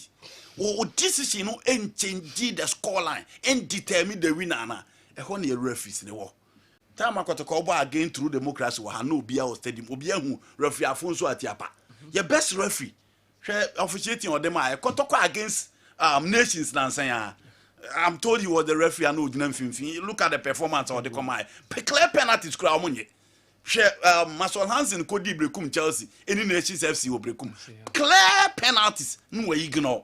So how do you convince me that your level of officiating has improved? It has rather declined. And the earlier we find solution to that, the better. Sponsorship for the Ghana Premier League. Where they say I can't monocry. But I think how I wish Senkamenya ne voice na ankaseti na Enra ene nansane na ye discuss issue of supporters. Na yinua pani Kofi Toronto Canada ni ye nyadwen say Tomazu Anson e frame the last time na me chire na say no oti ase. Jinwa has a folk spirit nyema miru na ama na bafem. Number 1 ye fans. Tejo ye kra ye boss and special. So kwa na panimfo na omotete wo hwebo na ma abo ne bonyede. And the house of folk kwa fans ni achiri. Omo ba wa class posted me empty. Chapter how all for na first no omo ji one area boss wa class posted o maka 5 for pet. It has a bar e the JC house of folk na hu say players no. But the fans na omo be ma that spirit. And ona make am ha say Real Madrid remontada na o maka aka no. Apart from players from the Obano camp, they need the vociferous fans behind them. E didn't na akwa San Siro o ma chem say the cover sword, the Nova sword for AC Milan and Inter Milan. Why do the Paris fans award the ultras? Those are the teams that give on fletching and omuya vociferous at the stadium. Omuna drive players on the field of play. Eti sejo ya the green stand ama house folk obabayara because ya nya time has a dafem omu fans ni ka grebi go and win the Confederation Cup. Na ko share game na omu win wa ha no fans are omu be support Kotoko any fans omu be support house of folk but still I know omu dafem no look at time house of folk etekano still they were cheering the players up to deliver and then when they go cheer house of folk to deliver supporters anyway they don't follow the club anymore and the spirit na here kano something the supporters in the ginger or sharp players no e put in there to make sure say on the field of play you need to deliver. But say and the leadership of the supporters the crowd be anten has chapter 37 here has fans no the omubeka clearly sharp contrast to how I'm paying for a managing club no omo he somebody has of folk matches in video ni bi aba motives so you know omo bobo na obi at stadium ho enti the spirit behind ubenya e push your drive team no young players ebe mo who say these are the numbers, this is the standard of the team. And so we to there I say ebe head 1 o'clock you be kono na park ni be bia kwan na ho e hwa boma say into a player who say no you can't disappoint the fans but then how to for players na omo nim say disappoint the fans ni kra hu easy be bia ni ho no answer de tia no asan show no aba be si akan enti say entimi an get fans ne back there be yedin na nema you know be get fans ne back your results and they say you consider omo as part of the team general say we be kra no be kana on pack twebe omo explain to them na ka kire say bia back on na mienu nti no we ye ya enye yie time omo ka say omo pe local coach omo pesa mo bodu omo nkipu no omo fa ne mran how to folk won the Premier League it is a yantimi am big fans ne back there as I do the spirit now opens behind the club. No, forget it. Minim Sila Preko and Samno and ready. Did Andy watch Atletico Bilbao versus Manchester United game? If he did, he certainly will know who determines the winner. Sheikh Tofik and Ediway and so Ebreye. Sheikh. Okay. Sheikh, let me react to my brother. I've not said it anywhere that referees don't commit blunders. But Nesta Pitana in the World Cup final failed. Ebesine Jose Mourinho nya Michel Lobos ono Sheikh na Jose Mourinho. So nya Michel Lobos wa ho be hye ne mfe. Jose Mourinho Anthony Taylor. Then I'm giving you instances of examples of referees are failing. Yehwe PSG versus Davido Massa against Liverpool. You mistake at Davido Massa here. A free one Champions League no way in a free. And now don't make Slavko Vincent the Arsenal PSG. I'm not saying referees don't commit errors. These are top referees. Slavko Vincent was the Champions League final referee last season. The referees hear mistakes. But you know, against a Mushek, I wish you get those videos. Many videos now because we need time. I wish you watch all those videos. Now we won't say a mistake and I say a intention. General, so the satellite coach wants to tell us that these defenders are that better that you will have to sacrifice the captain Edwin Kufuor for them. Ghana will have to up their game in our subsequent games. Anyway, thanks. I could say from the team manager Brekum Chelsea, and I could see Atuwe Agumno. All right, me call Didi ho. Also saying, nationally, I think it's about time that we took some comments of Andy Kem into serious thoughtfulness and consideration. For example, his comments on the massive importation of players into our under-20 yesterday are spot on. And it makes Andy a quick thinker. Boss, we shouldn't always look at the messenger, but our concern must be on the message materially. I therefore urge the GFA to be very concerned with the chronological dominance of foreign imports into our national teams, from the junior to the senior. Boss, what is the essence of our league if we can't gradually build our junior national teams from it? DD, Akumadan Senior High School, and Adiwe Enso Ebreye. We beg Andy, kindly allow Andy Kem to flow. The under-20 issue is very, very important to us. Have they found Hearts of Oak supporters who said the Hearts of Oak supporter who said even if it will take them to kill with a sword to win the match, they will do that. Frederick Asare is not better than Kobe of Viviani, Andy Kem. Okay. Benjamin Asare is not better than Kobe of Viviani. Okay. Manuel Kobe. We every Anefi Sunyai Zongo. No, say Busasa, where is Amankuna? Anafi, just supposed no Utia now sorry now about. Enwa, me 11. Emmanuel Kobe was my goalkeeper. No one can say you first 11. Me 11 me Emmanuel Kobe was my goalkeeper. Amankuna was my left winger. Peter Miduakwa was my right winger. And I'm a ball Chawatene Atekumi of Gold Stars. Okay. And I'm a ball Hubejeu and Ishmaelado as my pivot. And I'm a ball Samba Onel no circle for. Now I'm a ball Neti and I'm ball Patrick Kessidu. And I'm boy Emmanuel Kobe in post. And if you go to Andy Fufurobiana, and I'll ref me. My first 11 in the Ghana Premier League. Yeah. But maybe I'll confuse you with Kotoko Heart of Oak best 11.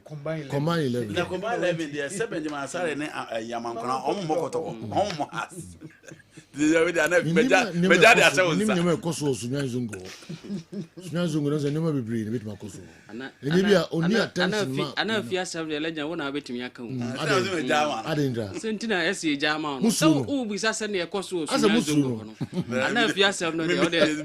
Legend farmer na wo akura wadi mboko na oni anafi en handle no mo level anafi yesi no hu but e bi so odwopa azu eso odwopa anafi legend ne na ba power is them say ye pa am say ku ye pa anafi anwa kai papa all right How does Andy explain his claim that the Premier League is less technical than the La Liga and the Portuguese League?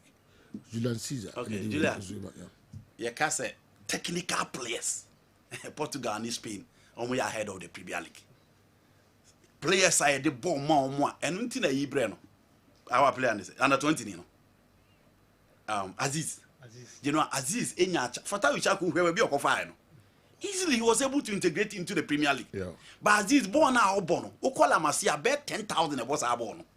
It's Sociedad, she Celta Vigo, she Villarreal, you know, she Real Betis, she Sevilla.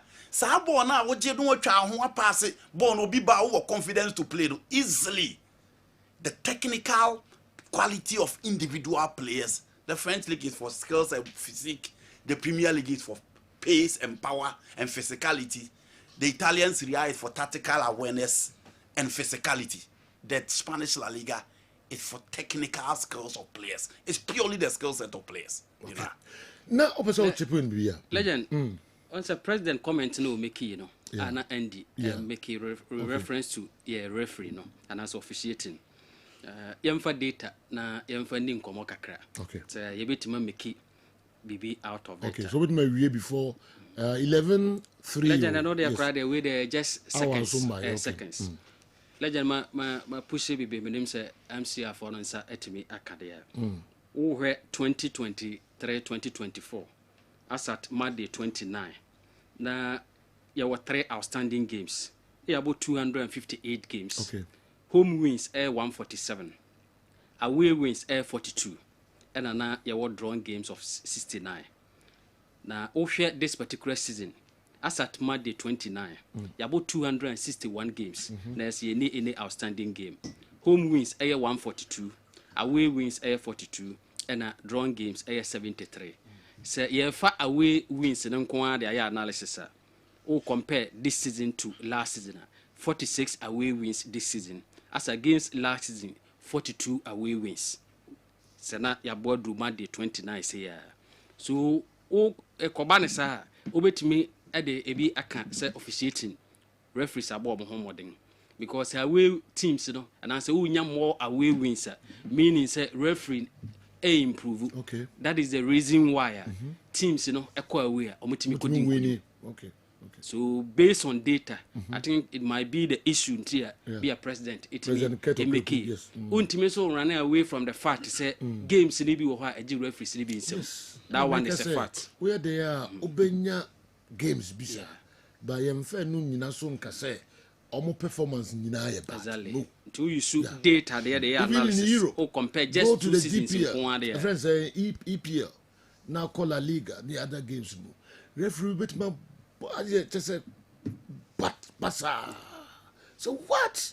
And the way referee premiership and not just a general omo performance. No. That is my point. Yeah.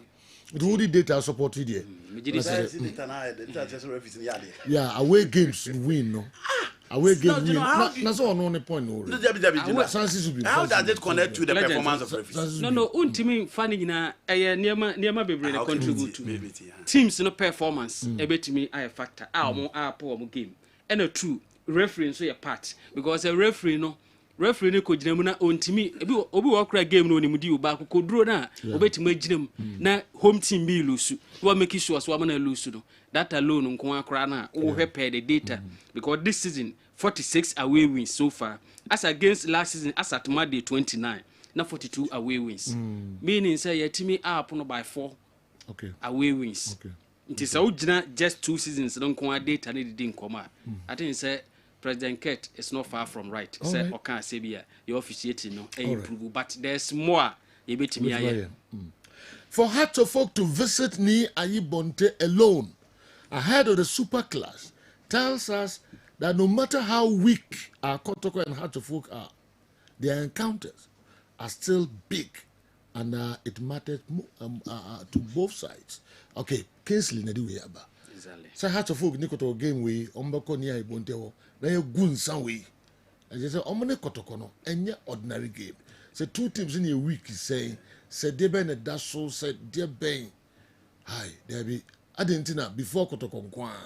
ɛna ɔmo kɔ saa shrine akɔgye saa mpaebɔ awa legend say okasa na enyam fonso because the biggest because has aje 21 league titles Kotoko aje 24 so between them ubenya a total of 45 league titles and ayabo 61 already let's say teams other teams no so etimi aje 16 so this season ebeka ho a na say eno no betimi increase amana ko the 62nd time yebo Ghana league so it's the biggest fixture we league no nti they are not far from right say omobebo game of this nature no be two and among ahwese say in recent times omo abaye adwuma o house of folk na ni ayibonte the dwumadi obedi ya clearly say ope say has team no spiritually niam betimi akwa he's the right person so omo atwen ede ben no and in ne so otakonwa so nti na say kotokonyi na yie sunyan zongo for the obone achew why ana fi na di we abreme ano ye say you want oni mi ozani wo say say wan chire mu ti ase ehunu ni pakora de de body ya ka say bia na fi ni adaji osunyan zongo amaka bore so because I na fi ni adaji e wo sunyan zongo kanda wa na me yesi mi nim de koso wa ai awa ko sunyan zongo da Because they don't deal Kandahar. Yes, Kandahar. Afa Kandahar too. Na misi baby I want a horse ya also want to say. Nyame dem boni ache. Awa also tizongo ba kosunya izongo. Wow. Koko hade. Kandahar. Na obviously the we see ni na Kandahar don fine. Unim Kandahar. All right. Awa. Sergio, Kotoko looking forward to beating Accra Suffolk in 2 consecutive seasons, home and away. But Sergio, my BP 81-82, Kotoko share has home and away. Okay. But okay, Sergio, last season you will play our has pa and did this Stephen Dishi Mukwala. Mukwala, yeah. Sergio, 2 games on Unkwashi mu 4 goals. He scored twice in the 3-2 win goal of that game.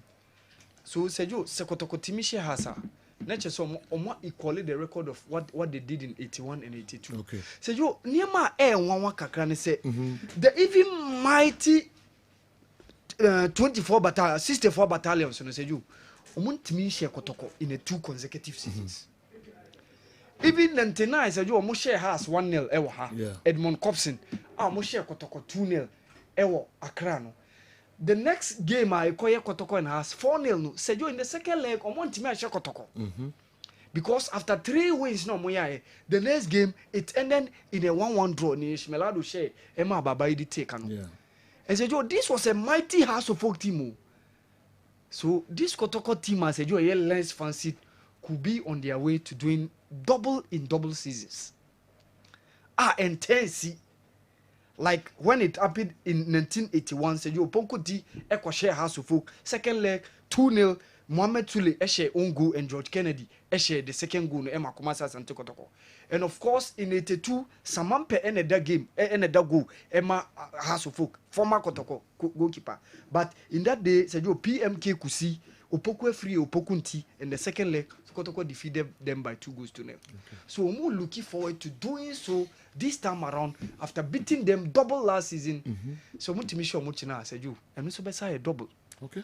Even the mighty 64 battalion said you went to so Mon Shokotoko in a 2 consecutive seasons home and away.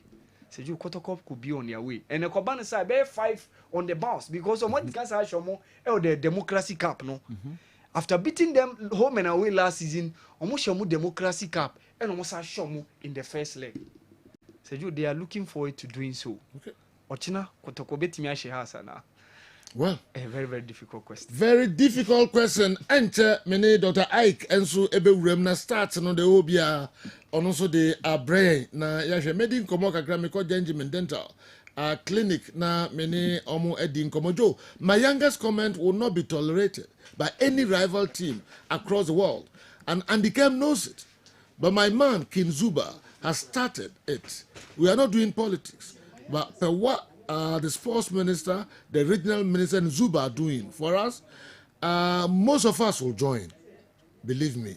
Okay, Jamsco, ɛna ɛde wei nso asan abrɛ yɛn yɛnhwɛ wei nso owusu ɛsesan assalamu alaikum. Though he was a heartful supporter, but he played for Asante Kotoko. That's why he said that. I mean, Frimpong Mansu, hey, we are sure. Say Frimpong Mansu no a heartful supporter, and Obama Kotoko. Owusu, as some men also different of obey. We are sure. I'll find out. I really love listening to Andy Kem. Felix Owusu, the way free, na Bita College, PA student. Na Bita College, PA student. On our way and so every Felix Owusu, Yadasi, Papa. We as ni ayi bonte ayeden, ni ayi bonte can't stop Kumasi Asante Kotoko's win. This season's league will compete, will be completed, but Kumasi Asante Kotoko will break the deadlock. So do remember in the month of May, if I'm right, after May 9th, Hearts of Oak are yet to beat Kumasi Asante Kotoko in a league match. Because I remember 5th May 2013 ended 1-1. 2nd May 2016, Kotoko beat Hearts of Oak by a lone goal. Secondly, I agree with Andy Kem because Mr. Keto Kreku won't hide anything. Won't hide anything from Ghanaians. All right, yemfensia later eva behwe na ya to aso wa dodo. Do sipo good way for Asante Agem agogo na ebae. All right. Albert Siao Ajiman. It is a Sergio Pacho me hoye pa. Me gidi se wonso hoye. All right, gentlemen. Dental clinic. Dear na mo de bre an pay. Sergio di kan Sergio me chia bebre. Gentlemen for e de enkra ama me say me kan tro me say omo chia o pa. Chia o mo papa. Yeah, my boss Mr. Frimpong. Sure. CEO of Gentlemen Group of Companies. Sure. Mr. Frimpong here na supply channel. Oh yes. Enti ye chia your patients nyina. First ba na book kaka bi kutan checkbook bi ba se na say no. Mr. Frimpong, good morning wherever you are. I mean say Otihon or yeah. Okay, you too. All right. Yeah. And you know, Gentlemen Dental Clinic, ye chia Ghana fo nyina obi a ohwe programming and anopai bia Gentlemen de say ye chia. Okay. Na ye kan say yenso ye gusu a ye adwuma na ye de boa omanfo e wo oman ni mu. San say de bia ye kan enipa no a owo ese problem globally no e dawson 3.2 billion people. In fact, number no was through bebre. Wow. And nkranko 514 million worldwide. Where can asa grow? Yes. Enti say de bia meka uye broni o uye bibini o. Ese problem there say wamni anko ho a ubetum anya ese problem. Sometimes e bi o kra so a aya na enye wo na wakofa ba. San say factors are the problem ebre enipa woni se ho no edoso but Gentlemen Dental Clinic eninti na ye wo ho say o ese problem bia hwehwe ye branches a e wo Ghana ha nyina ba bibia no na yemfa procedure mu na yemmoa o na wo se no mfa ne ntoma pa emfra san say ese ade a egu wanum na efa wankasa wani gi e ma wo confidence no ekosro sense any concept bia no ya appearance no outward look ni nko a but enumu no because minimum bia ni ho fe but obie na no na okasa center efri na numu ntide bia na sema oka ne say me hu de menye ma change toothbrush wa change mouthwash bebre still problem no e da so ho still enti ofremia bisa me say bibi foforo bi ho a esese oya onya ya na me say da bi onya ma Gentlemen Dental Clinic enti bra na ye examine because ye were qualified doctors and nurses and na experience na ekura ye nti no matter said ye esene problem ni tie bia no ye betumi e de aboa ne ubehu say teeth whitening ya de a say amanfo ete ase eba san say ye hu say factors bebre even enuane a ye di no nyankopon ene de abrɛ ye ntumi enya idi enti de ye kan say ye bekoso adidie nanso say ekoba say e the problem how be aba esene mu a Gentlemen Dental Clinic professional de ye say ye considerations at the mount that before I will start teeth whitening no any after no ye was certain food and a certain practices be or as I said otwe ho e free ho anything na oba Gentlemen Dental Clinic na ye teeth whitening na mawa 5 years 10 years na osene da so white because of that consideration tidbit na ye de be ma no na ama watumi ehu senia obetumi aye because obu honoma certain medications be nipa ne yare all right but enuro bi a aye ankasa ye kotokonom ana impo ye prescribe de maye emaye nom no enu bi etumi nya nsunsuaso e wo yese ho enti ebu honoma na ama yese no kala no asesa ye de say yare ne de but adverse effect ni say the problem foforo abre esen no ena ebi susu honoma too much fluoride is good and na obia promote ni product active ingredient in a woman no fluoride no but when fluoride no co system no too much it mean ma wo so eye kokokokoko. Oh, I see. Yes, and it should be moderate. That's why we encourage say fluoride ni ye enro a wo paste na ye di twitwi yesi ni mu no ye di twitwi yesi no apose no enti ye di twitwi yesi no paste no because boa me yi efin ne de but because fluoride no fight cavities and it protect germs. Okay. But there are certain content be and I say amount quantity be honoma any kwan say eco toothpaste ni mo enti say eco dosun ewo mu a na e de how no okay abre enipa na o use sa product no enti saniam tina ya na encourage say ye mofra no kra no eni kwan say ye ne o mu use toothpaste ba ko enti ne ye wo mofra toothpaste ewo ho said ye be ya akola no a certain stage no onu baabi enti the immune system no building do a certain level no or you so penifone toothpaste na fluoride no ewom that content na ebe ha abofra no and into Judgment Dental Clinic say hard liquor enso so yade a ensa ye nom no eno so tumi ma ensunsuaso eba wo sene so na enso untumi nka say sa enti de ye kan say sa problem no e ha wona ba o de bra na yenye teeth whitening no emfama wo na yemfa consideration tidbit no enka ho ye nkire wo say ye we apply we use we men use for this period we enti time bia no bo se na osini gu wanum na eye fita Judgment Dental Clinic enye no nko na wo ba ho ayeye ye dwumadi ahodo bebree efa enipadua no ene ese no etutu wanum apomuden no na mo wanum no apomuden na fa ne ntoma pa efra sa se problem ba ese no ho a de eka ho ripple effect ni bi eye se e de halitosis enumka e de brew pampan a ewo wanum no eno so eye ade aba na wohwe TV no so a ohun say ohun ese no ba ku bi ehyem a eno de aye outstanding aye kokokokoko bi aye brown bi ene hyem de ekoso TV no so no eye ade a ehunu omanfo bebre enum ye friend dead tooth na oni enkofo bebre engage a obi tumi frɛ mpre bebre omo frɛ clinic o si misua no metehweye misua no obi di ade bɔ me eba sa no ye koto parents no ko painkiller bi eno ano no but enei nipa hu se there bi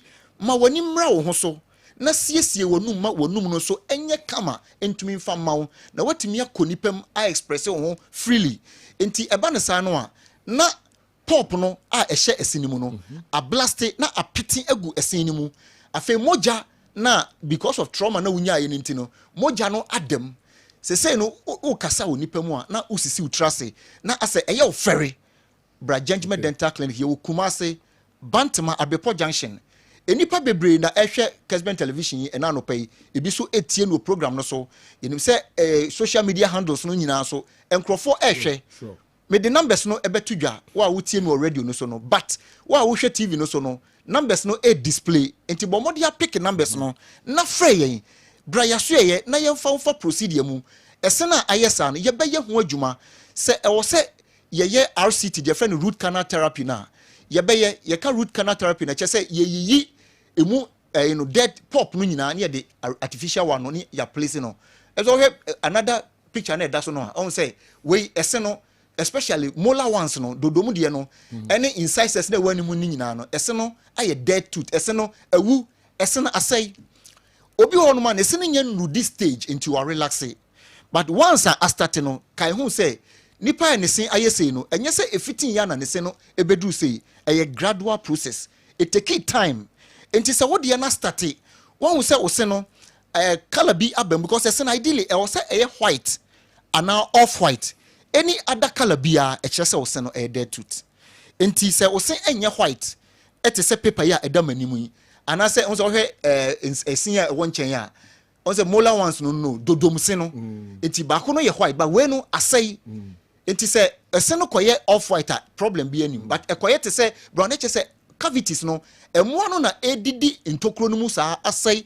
eseno na estate with tiny holes so we estate tokro kitwa bi ene beda enipa ne sinimu ena edidi mu enkakra say esene nyina asay babia edro no e wo say procedures mienu pe ene wo ho ma no either say yebetu eseno ana yebeye filling I find root canal therapy no e di amano but stage we dey eseno asay o see yetu ena yetu so a na e dey how for aba because eseno yetu a e was say replacing no enti entna ho ma eseno enwu wanimu ase entna ho ma wo se no enru empempenso sei se uyo obi a wotie mi o Kessben FM so se won se entokron kitwa bi aba bededa usinimu a Fred Judgment Dental Clinic it was 055 913 95 82 055 913 95 82 and I'll bet me a frame was 0549 906 588 0549 906 588 me sorry a obet me a frame na ya ma direction ama odi aba ye clinic wo ye branches ne de ya place no man mu ba bia ye feel say ebetumi aboa baby ben wono obetumi akọ Kumase eye Bantama Abepo Junction enti wutie me free Ashanti region ne Mpotemu bia ena ye Saturday obetumi aba ye behwe kama na etumi aboa ukọ Techimana Judgment Dental Clinic wo hwe me wo Techimana ye wo Magazine Road Mamprusi Junction eho ena Judgment Dental Clinic ye wo ena afei so ukọ Takrade a Judgment ye branch ni bi wo Banchase Tadisco down former GN Bank wo eho ena ye branch no bi ewo Takrade ena okọ Koforidia nso a Judgment Dental Clinic ye branch no ewo Central Police Station no story building na ene ne bo ho pɛ no eho ena Judgment Dental Clinic ye wo okọ Accra Judgment ye branches ye 2 ena wo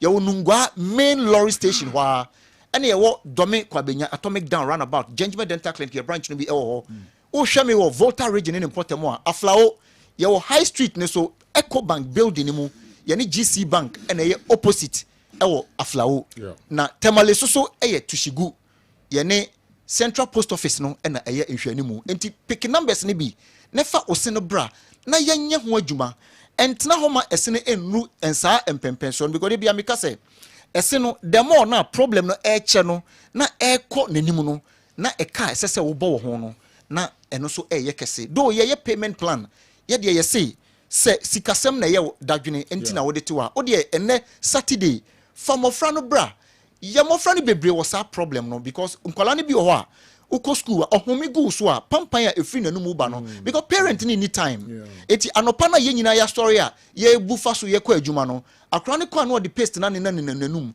e bebre kura ko di paste na otafre na waba no uko school enti woni baba won so no cavities ya de a ha mofra no yie enti ubo September no na abofra no ewo problem ena mofra no omuntumi express yomo because eba ne sa no a obu akra bu a wonya xerostomia chese nanum no aye dry wonya dry mouth because ne tongue no ketrema na da nanum no saliva gland na ewa ase no entumi produce enough saliva ema entumi enflashe debris no any bacteria na ewo nanum no sanse entasuo ya de a e play key role ewo yen enum apomuden no ho nyankopon nim die nim no enti one e flashe bacteria no ekoyeyem ema omuwu two aduane na yedi ni se obi di aduane a enwo ewo mu a o se beginning no ya na nanum ni nyina aye enwo but with time no obo se na ni nyina afri mu eye saliva no ntasuo no na aflashe ni nyina afri mu enti se wonya xerostomia na ontumi release enough saliva ema wonum no entumi enye weta se nipa no 1 10 bia nanum ewo sent na abofra no de se eba ne sa na dwene ye ne se nsukom ene de no na ogusu na onum nsuo bra Judgment Dental Clinic na yemfa oba no emfa procedure mu na yemfa consideration ne tidbit no encheche no kwan a wo befa so because wo ababaya nice girl a obenyini abehye wanimonyam esinti ebekofa ehawbi e de abre oba no a wankasa wani nje abofra no so confidence ekofom enti dead tooth e ya de a e de how ene de ebre enipa obi ho no ma meka say ɛyɛ bacteria no ɛna ɛdidi ne sinimu saa ɛbo anya body contact spot bi na ɔkɔyɛ ɛnyɛ ntɔkwa bi na onyae but cavities no mmoa no ɛdidi madidim na wonim sɛ ɛba saa na yɛwɔ feeling ahodoɔ a woba gentleman dental clinic ayɛyɛ obu a otie me ana ɔhwɛ me ne se no so abu ɛse ne ebu a yɛbɛtumi afele na aba bɛyɛ te sɛ deɛ ɛteɛ no pɛpɛpɛpɛpɛpɛ ɛna afei so no ntokro nso aba bɛde dɛm a yɛwɔ composite filling wɔ hɔ yɛwɔ amalgam filling yɛwɔ GI filling wɔ hɔ yɛwɔ sophisticated ceramic filling yɛyɛ gold filling ne nyinaa yɛ restorative materials a yɛde restore wo se na ntokro na bɛde dɛm no na ankoduru saa mpɛmpɛnsoɔ no because enipa bi a ɔwɔ saa problem yi bia no o sɛ aduane no kɔhyehyɛ mu a na ama ɛprɔ na bacteria no breed more na ne se no pampan gyina n'anum wɔsate pain yaw obi tie mi ɔdi aduane no kɔhyɛ ha ontimi enwisa sese enam kra no ɔwe ade a emre kra no a obehu sese nipa bebre adan vegetarian ɔtɔ aduane kro ntonam all because ne se no ontimi fa nwenam no bra gengime dental clinic na yenye ese no ho adwuma mfama na wo se no emfa ne toma pa emfra wodi saabo se na ese no nyina na etutu na egu anum na ma wo confident no ekofom na ese no so se etumpo a ye teeth replacement e wo gengime dental clinic a ye betumi a replace wo se no ama wo sanse ese no de bia meka me churches amanfo say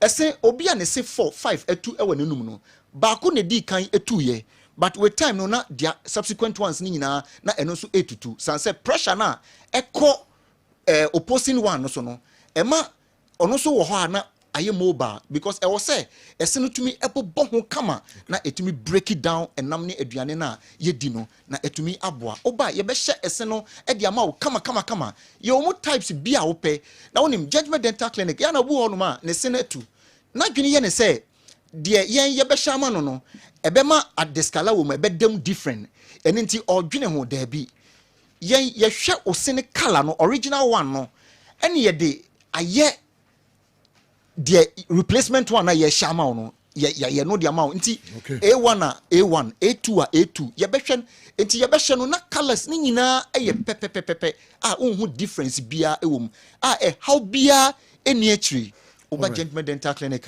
ni nyina ye nti se problem ewo esin mu a entena ho ema esin no enwu animu ase me sorry ya bomode ane frame wo sene tutu wo sene ya wo ya obi kaka ewo no so say what change toothbrush enye toothbrush asemo e say ekodu sam pempenso na de beba ne say ye catch you say by doctor's recommendation change it toothbrush every 3 months edu sa point na just so changing every week bia because bacteria na o ma chichi toothbrush no say ewo wonum ho oral bacteria no nti eba na sa no a e wo say u dispose toothbrush no because infection no achi no wasa ye do for procedure no wasa be pa offer another toothbrush infection bia nye dey enka no na wasan astati use but adena wotena ho amana kodu sa empempenso na nsa emo bebre microorganism bebre wo yenum de omo boa yen ene de omo ha yen de bia meka se dako meje bre na ye de abekyerekye na enipa eno oni aba wo ho so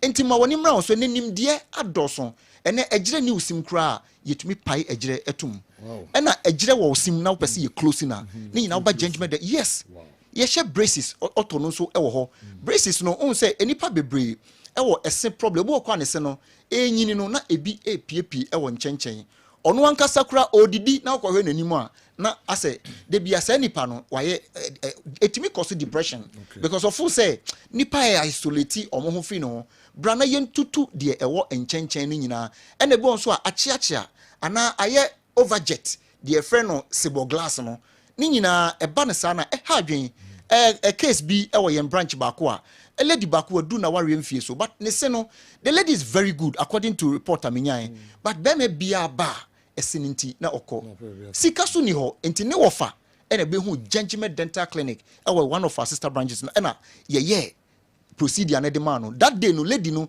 esuin say for so many years ne se no aye overjet aye te say one ne kasa sese no kra be wo but na onim se obetuma nya saa new look no bra na yen hye ose no ye betuma hye braces na atwe no e de asi ana ese na chiachia na align ne kama enipa bebre ho a onyini no ubehu se ne se no ebi a baako si ha na baako esi ha eba na saa no a with time na aduane a ye di na ma ye wesa no pressure ne ekoso no oye hwan udu 40-50 years a wonum betutu bra gentleman dental clinic your numbers are wobetumi afrɛ yɛsi so no ɛyɛ 055 913 95 82 055 913 95 82 and 0549 906 588 0549 906 588 me sorry afrɛ me asɛmbisa any question bi a wo bia gentleman dental clinic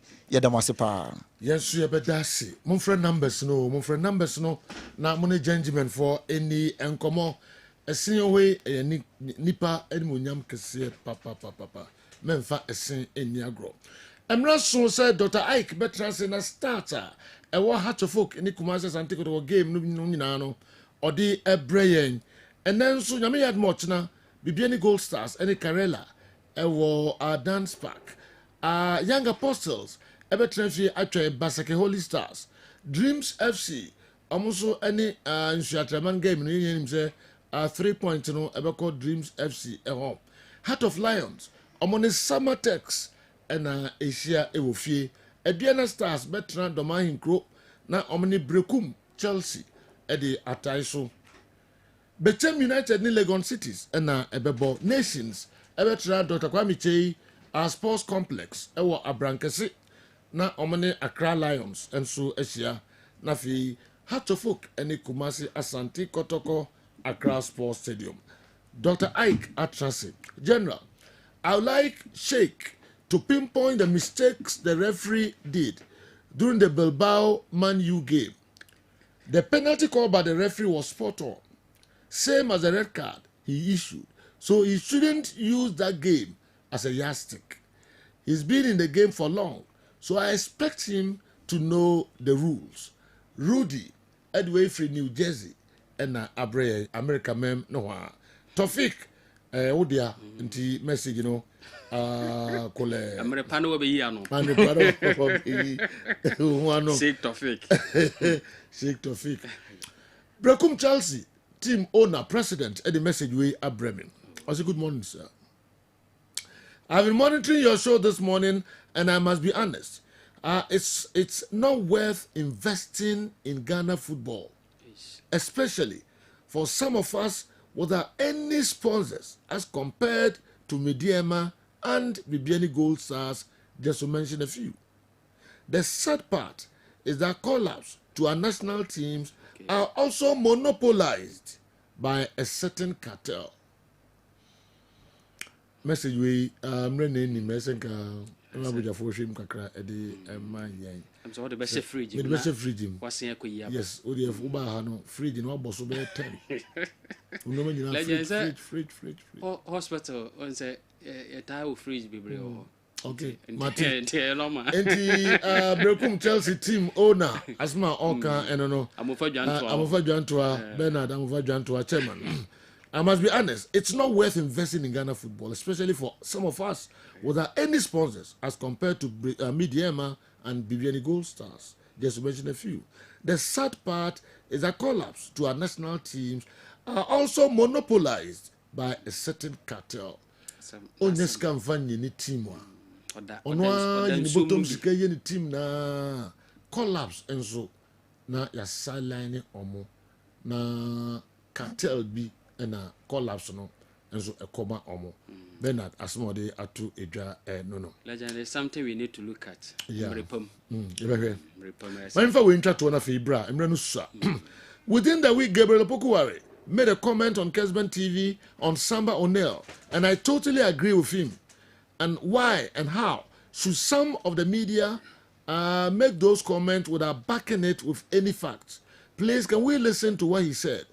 Also, can Mickey help us reach Sabatu on what Keto Kriku said about their license, bus, and document, since he has painted the FA black on it?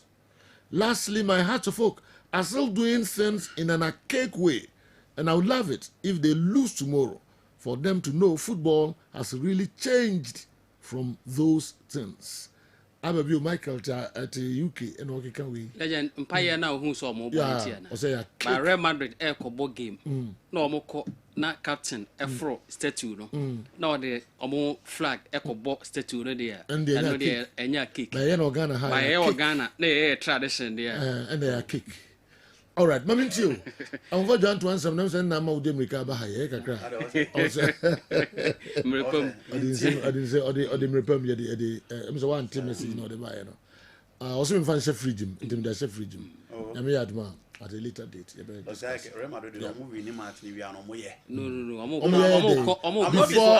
Before the game match Omia na day. No. Omia day. Omo they do things right no mo de no aka ho. I'll not say out o say omo wi no mo ye. And I'm so omo wi a. Omo ye day. That is their grounds. Yes. That is their Minka say. No. You know I've not said based on the tradition. Minka say nye. But when say a cake. And I'm saying Minka say yeah. Okay. No. The tradition there's absolutely nothing wrong.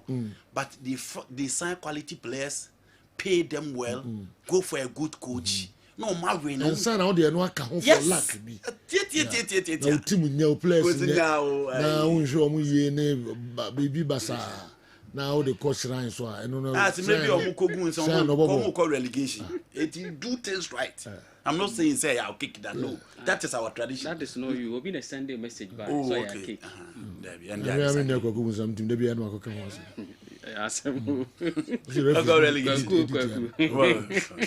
I hate you. Legend. We about the 118th time. House of Folk Asante Kotoko Asia or Ghana a league since 1958. Na 117 to 1 Modi kan Edikan Asiano has RN 38, Kotoko RN 40 and a 39 etimi ironed in the draw. After say replay no etimi a course so I know I had the first official league game is and say oh had the league game on kind a boy yentimi ambo mi and paying 4 years say on 2nd of November 1958 omumi no etimi shiana the Den Jackson Park and your friend Jubilee Park no omo etimi shia ensia kan wo ho a Kotoko etransema House Folk ya share na kama komako enum manity mu eye mienu na legend say oh share in terms of the current form of House Folk Asante Kotoko has lose once in their last 5 games or Ghana Premier League, of which omo etimi abo modern a mo draw mienu and I know omo win mienu ashe 5 goals a conceded 3 goals e bia no obi adwen mu ye ne tanta o say House of Folk etimi share 1-0 ti amedema and which omo Vision FC abo 1-1 omo etranse ma aduana na so mkopie ma aduana share 2-0 and on Kara United abo goalless and sana na esenka has etu anamon ekopie mu eye Nana Kromansa Park and wo Nsuatre etimi kobo Nsuatre man but because of say Nsuatre man a pull out of the game 3.3 goals was awarded to House of Folk so we're not make it has said the last 5 games wetimi awene eye 2 a draw eye 2 a lose 1 as 5 goals a consider 3 goals eba Asante Kotoko the last 5 games legend Kotoko etimi awene 1 out of the last 5 games bra wadro 2 alusu 2 asha 3 goals a concede 7 goals but one thing I clear and say the last 4 encounters in all competitions Kotoko etimi awene over team your friend Accra House of Folk and no enso ye bra nana apenkra an awua ebetimi eteki over as the IMC chairman for Kumasi Asante Kotoko legend onlusu to Accra House of Folk da okay nti na chese sa 4 consecutive wins ni nyina team a ye frɛ no Kotoko etimi anya no ne nyina ba under nana apenkra awua ne term as chairman of the IMC ebetoa so anase has ebetimi a redeem ne image this time round legend say wo say has ebo home this season watimi about total 14 home matches na watimi awene 7 draw 3 alusu 3 as 12 goals and eno achi wa concede 6 goals as against Asante Kotoko the away side 14 away matches legend watimi awene 3 draw 6 alusu 5 as 11 goals and eno achi wa concede 15 goals but about teams based in Ashanti region so mo visited Accra House of Folk since 2021-2022 league season a total of 8 games and a House of Folk etimi abo eti omo wa win 5 a draw 2 a draw 1 alusu 2 as 10 goals a concede 5 as against Asante Kotoko and so away games against teams omo based so greater Accra region that same period Kotoko 14 games wa win 6 a draw 4 a lose 4 as 14 goals a concede 14 legend say eba say House of Folk Asante Kotoko fixture na no league game na so Accra Sports Stadium pacho ya narrow discussion into just league matches at Accra Sports Stadium since 1958 na legend Asante Kotoko House of Folk and as a House of Folk Kotoko games so Accra Sports Stadium a total of 58 games has arena 18 as a 58 goals Kotoko arena 17 as a 54 goals and a 23 at me and in the draw kai say has a host to Kotoko Cape Coast Sports Stadium and our host to Kotoko Baba Yara Sports Stadium we enkan koma yedi nkomo fa Accra Sports Stadium hon team gidise entiase ebeye adwuma ho and the late Baba Yara ono na the first player otimi ehye goal Accra Sports Stadium bra House of Folk Kotoko fixture etimi ekoso no ye league game na enu achi upiemu House of Folk enso so afama owura na ya frɛ no adudako ɔno nso na ye player odi kan a otimi ehye goal ɛwɔ Accra Sports Stadium bro mo mienu etimi ehye a mo esia kan na ye penalty goal na owura no etimi ehye enso so ɛwɔ hɔ legend o hwɛ in terms of say yeguso a ye hwɛ this particular fixture na ne no say ye hwɛ Asante Kotoko a ene House of Folk enso guso mo ɛkyerɛ mbobra the last time a ɛyɛ team a ye frɛ no Asante Kotoko etimi win away game over House of Folk no etimi ewo Accra Sports Stadium the last time Kotoko etimi win away game over House of Folk ewo Accra Sports Stadium and no course 2nd of May but oti ni you na the month of May 2nd of May 20 in the draw now about the last 5 beatings in the month of May Kotoko unbeaten etia Accra House of Folk etimi awin a total of 3 a draw 2 as 10 goals a concede 5 goals legend the last time House of Folk untimi Kotoko in the league. Oh, okay. Ode wa yusu kemfa sa de abo atia Kotoko wantimi ndi nkunim. Wa yusu House of Folk wa daso coachi e de abo atia Kotoko untimi ndi nkunim. Untimi share league matches. Wow. So I'm expecting say we kwaya breed kan a obetimi breaki sergeants no all the issue na ebeto aso akọ ana. Me gidi say eno nso ye multi-million question. Legend who had the last 6 games House of Folk about the tier coach Karim Zito. House of Folk are winless. The last 6 encounters has intimate record to win, of which on best as on draw 5 and on ultimate lose 1.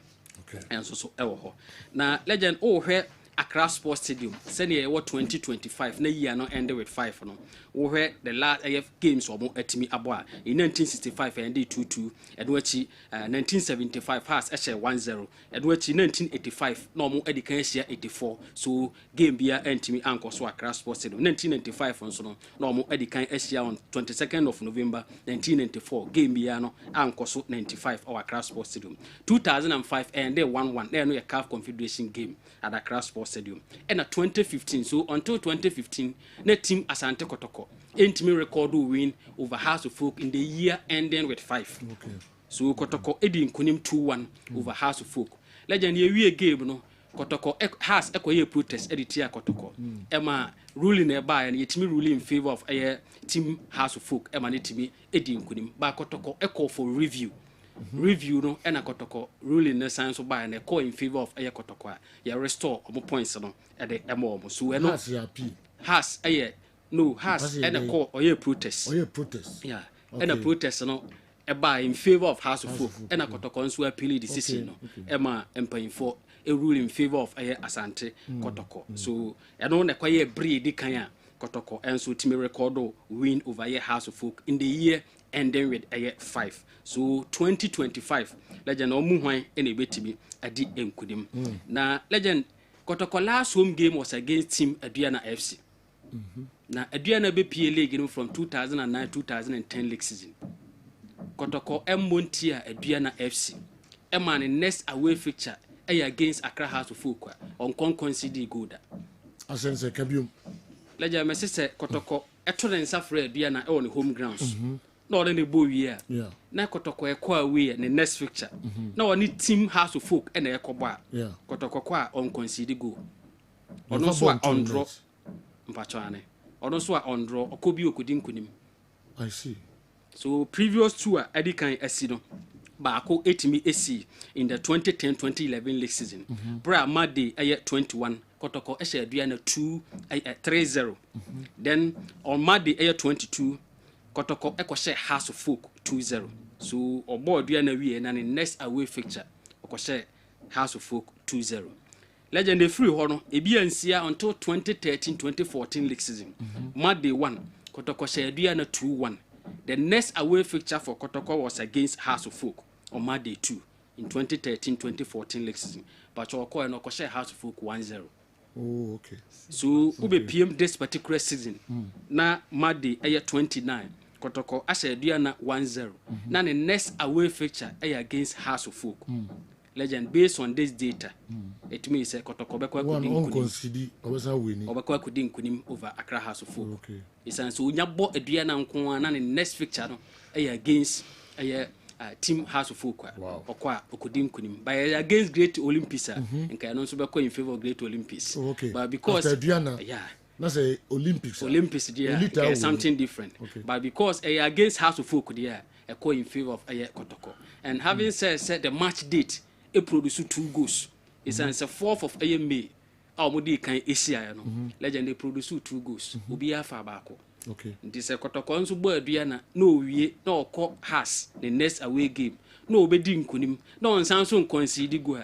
Legend 2 goals in favor of Kumasi Asante Kotoko. So I'm expecting a win. Correct score, House of Folk 0, Asante Kotoko. Winning by difference of a 2-goal margin, a 2-0 win. Legend. Oh, okay. But the way you start, there's a tintina saneseba. Nimum start now, or the good one. Say, and I am a taisi. Say, in a taisi. A few way, and a taisi.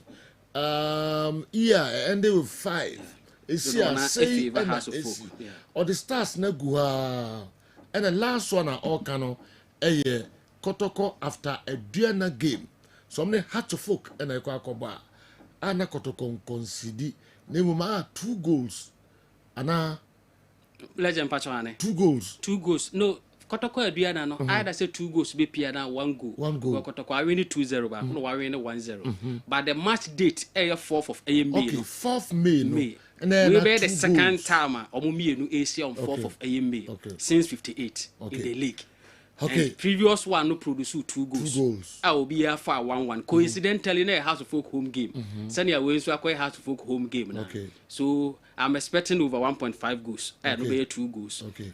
But because Sese Kotoko ni adua na nso bo wi the next away fixture no okobo etie hasa on concede goal no. Then say 2 goals na woman. I say 2 ni na Kotoko. Okay. Tiawa enti we start no dey egu on 4th May. Na 2 goals and a tie a free mu eba. Kumasi Asante Kotoko Aduana Stars. Immediately after Kotoko Aduana Kotoko Kokobo Hearts of Folk ewa away and Hearts of Folk na Kotoko concede. Enti 4th May Diana produce 2 goals no. Na se Kotoko concede dia. And 2 goals ni na no ese Kotoko. Exactly. Yes, ana beto. Legend sa pepe. Well.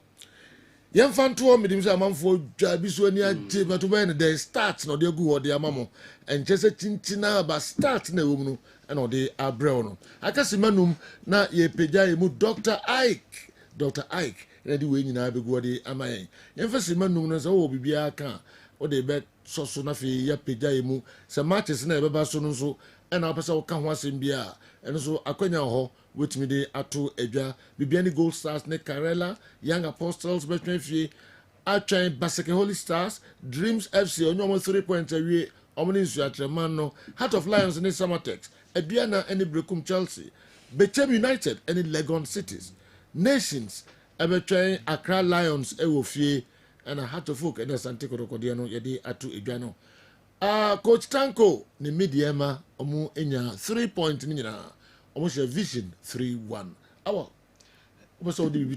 Yeah, I saw one boy called Prosper Boachi. It was Mediama game. Okay. Sergio, that guy is one for the future. Okay. Or Botti says Sergio Busquets. Like, didn't say we this kind of midfielders. They were Ghana Premier League. Or Jibola. On Srose, even in the front of defense, Sergio Betri. Okay. Or a complete midfielder. And I think say Mediama Sergio. he's a guy they are going to benefit a lot. All right. Because he's the technical ability also. And I think that watching them beating Dreams FC by 4-0 previous weeks, and no nobody shared that week, and I say, almost had their twice by beating Vision FC by 3-1. Yo, media ma AT accelerator no. Media they say Omonia League no meji. Because they've seen the benefits and the essence of said Omo Africa. Yeah. Omo importance. 4 games to go. Yeah. Media ma abem. Yes. Yes. Omo the importance, the essence of Africa no ma. I want you to help me with this. In December 2024, Kumasi Asante Kotoko beat Hearts of Oak 1-0 in Kumasi, which was a Hearts of Oak home game because of the Accra Sports Stadium was closed. Okay. Kotoko played away to Hearts of Oak in Kumasi in December 2024. The Obisode Abba no. December how share Kotoko Kumasi. Last season two games in Abba. Yeah, number 2 games in and in Berio. The opposite of Canada saying. Say who know that. The opposite of Kankasa. Ono ka who be win. Opa say ya more Accra. Meje say no Opa say ya more Accra. All right, Andy, Marimra or Kumasi also said today. Me dream mana. Opa say once me ka say Kotoko last win. Ewo Accra Sports Stadium over here House of Folk 2015-2016. Ebi ana ho na ye ne issue no. Me ka say na last away win. Me make reference to Accra Sports Stadium. Okay. So me kind the last away win over here House of Folk there and it something different. Right. I don't know course of Baba Yara no. But Accra Sports Stadium I don't know 2015-2016 Sulama on goal no. Sergio, you're looking like a real legend. The rice master of Ghana sports. Marcus Dunkonofen at the gym. Maybe a rice master of Ghana sports. Ono kra legend ono kra ne score no kra no ka no Kotoko we ne 3-2 na enye 1-0 Baba Yara. With Osai's recent performance against Asante Kotoko, will your panelists advise Ouattara to feature him tomorrow? Kingsley. And if I you sima bakope then now the two job. Now we program no. Now I end the no problem.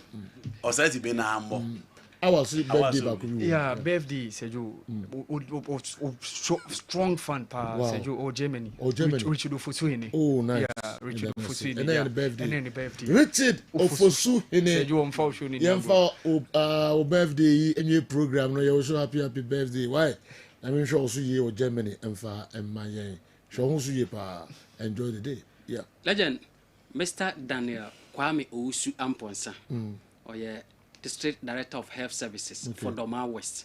Legend, on the staff. Okay.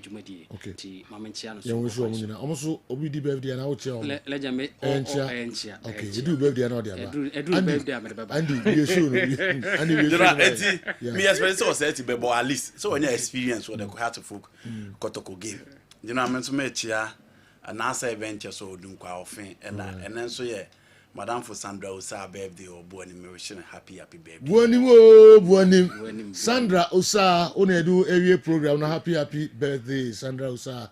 I'm not so yempede mu do me no abo na breaking news before and so metrasi. Yeah the live commentaries e be free centers ni na abremu. Aya mama nyima fidie no free ya. Yeah the masipa na kopo weekend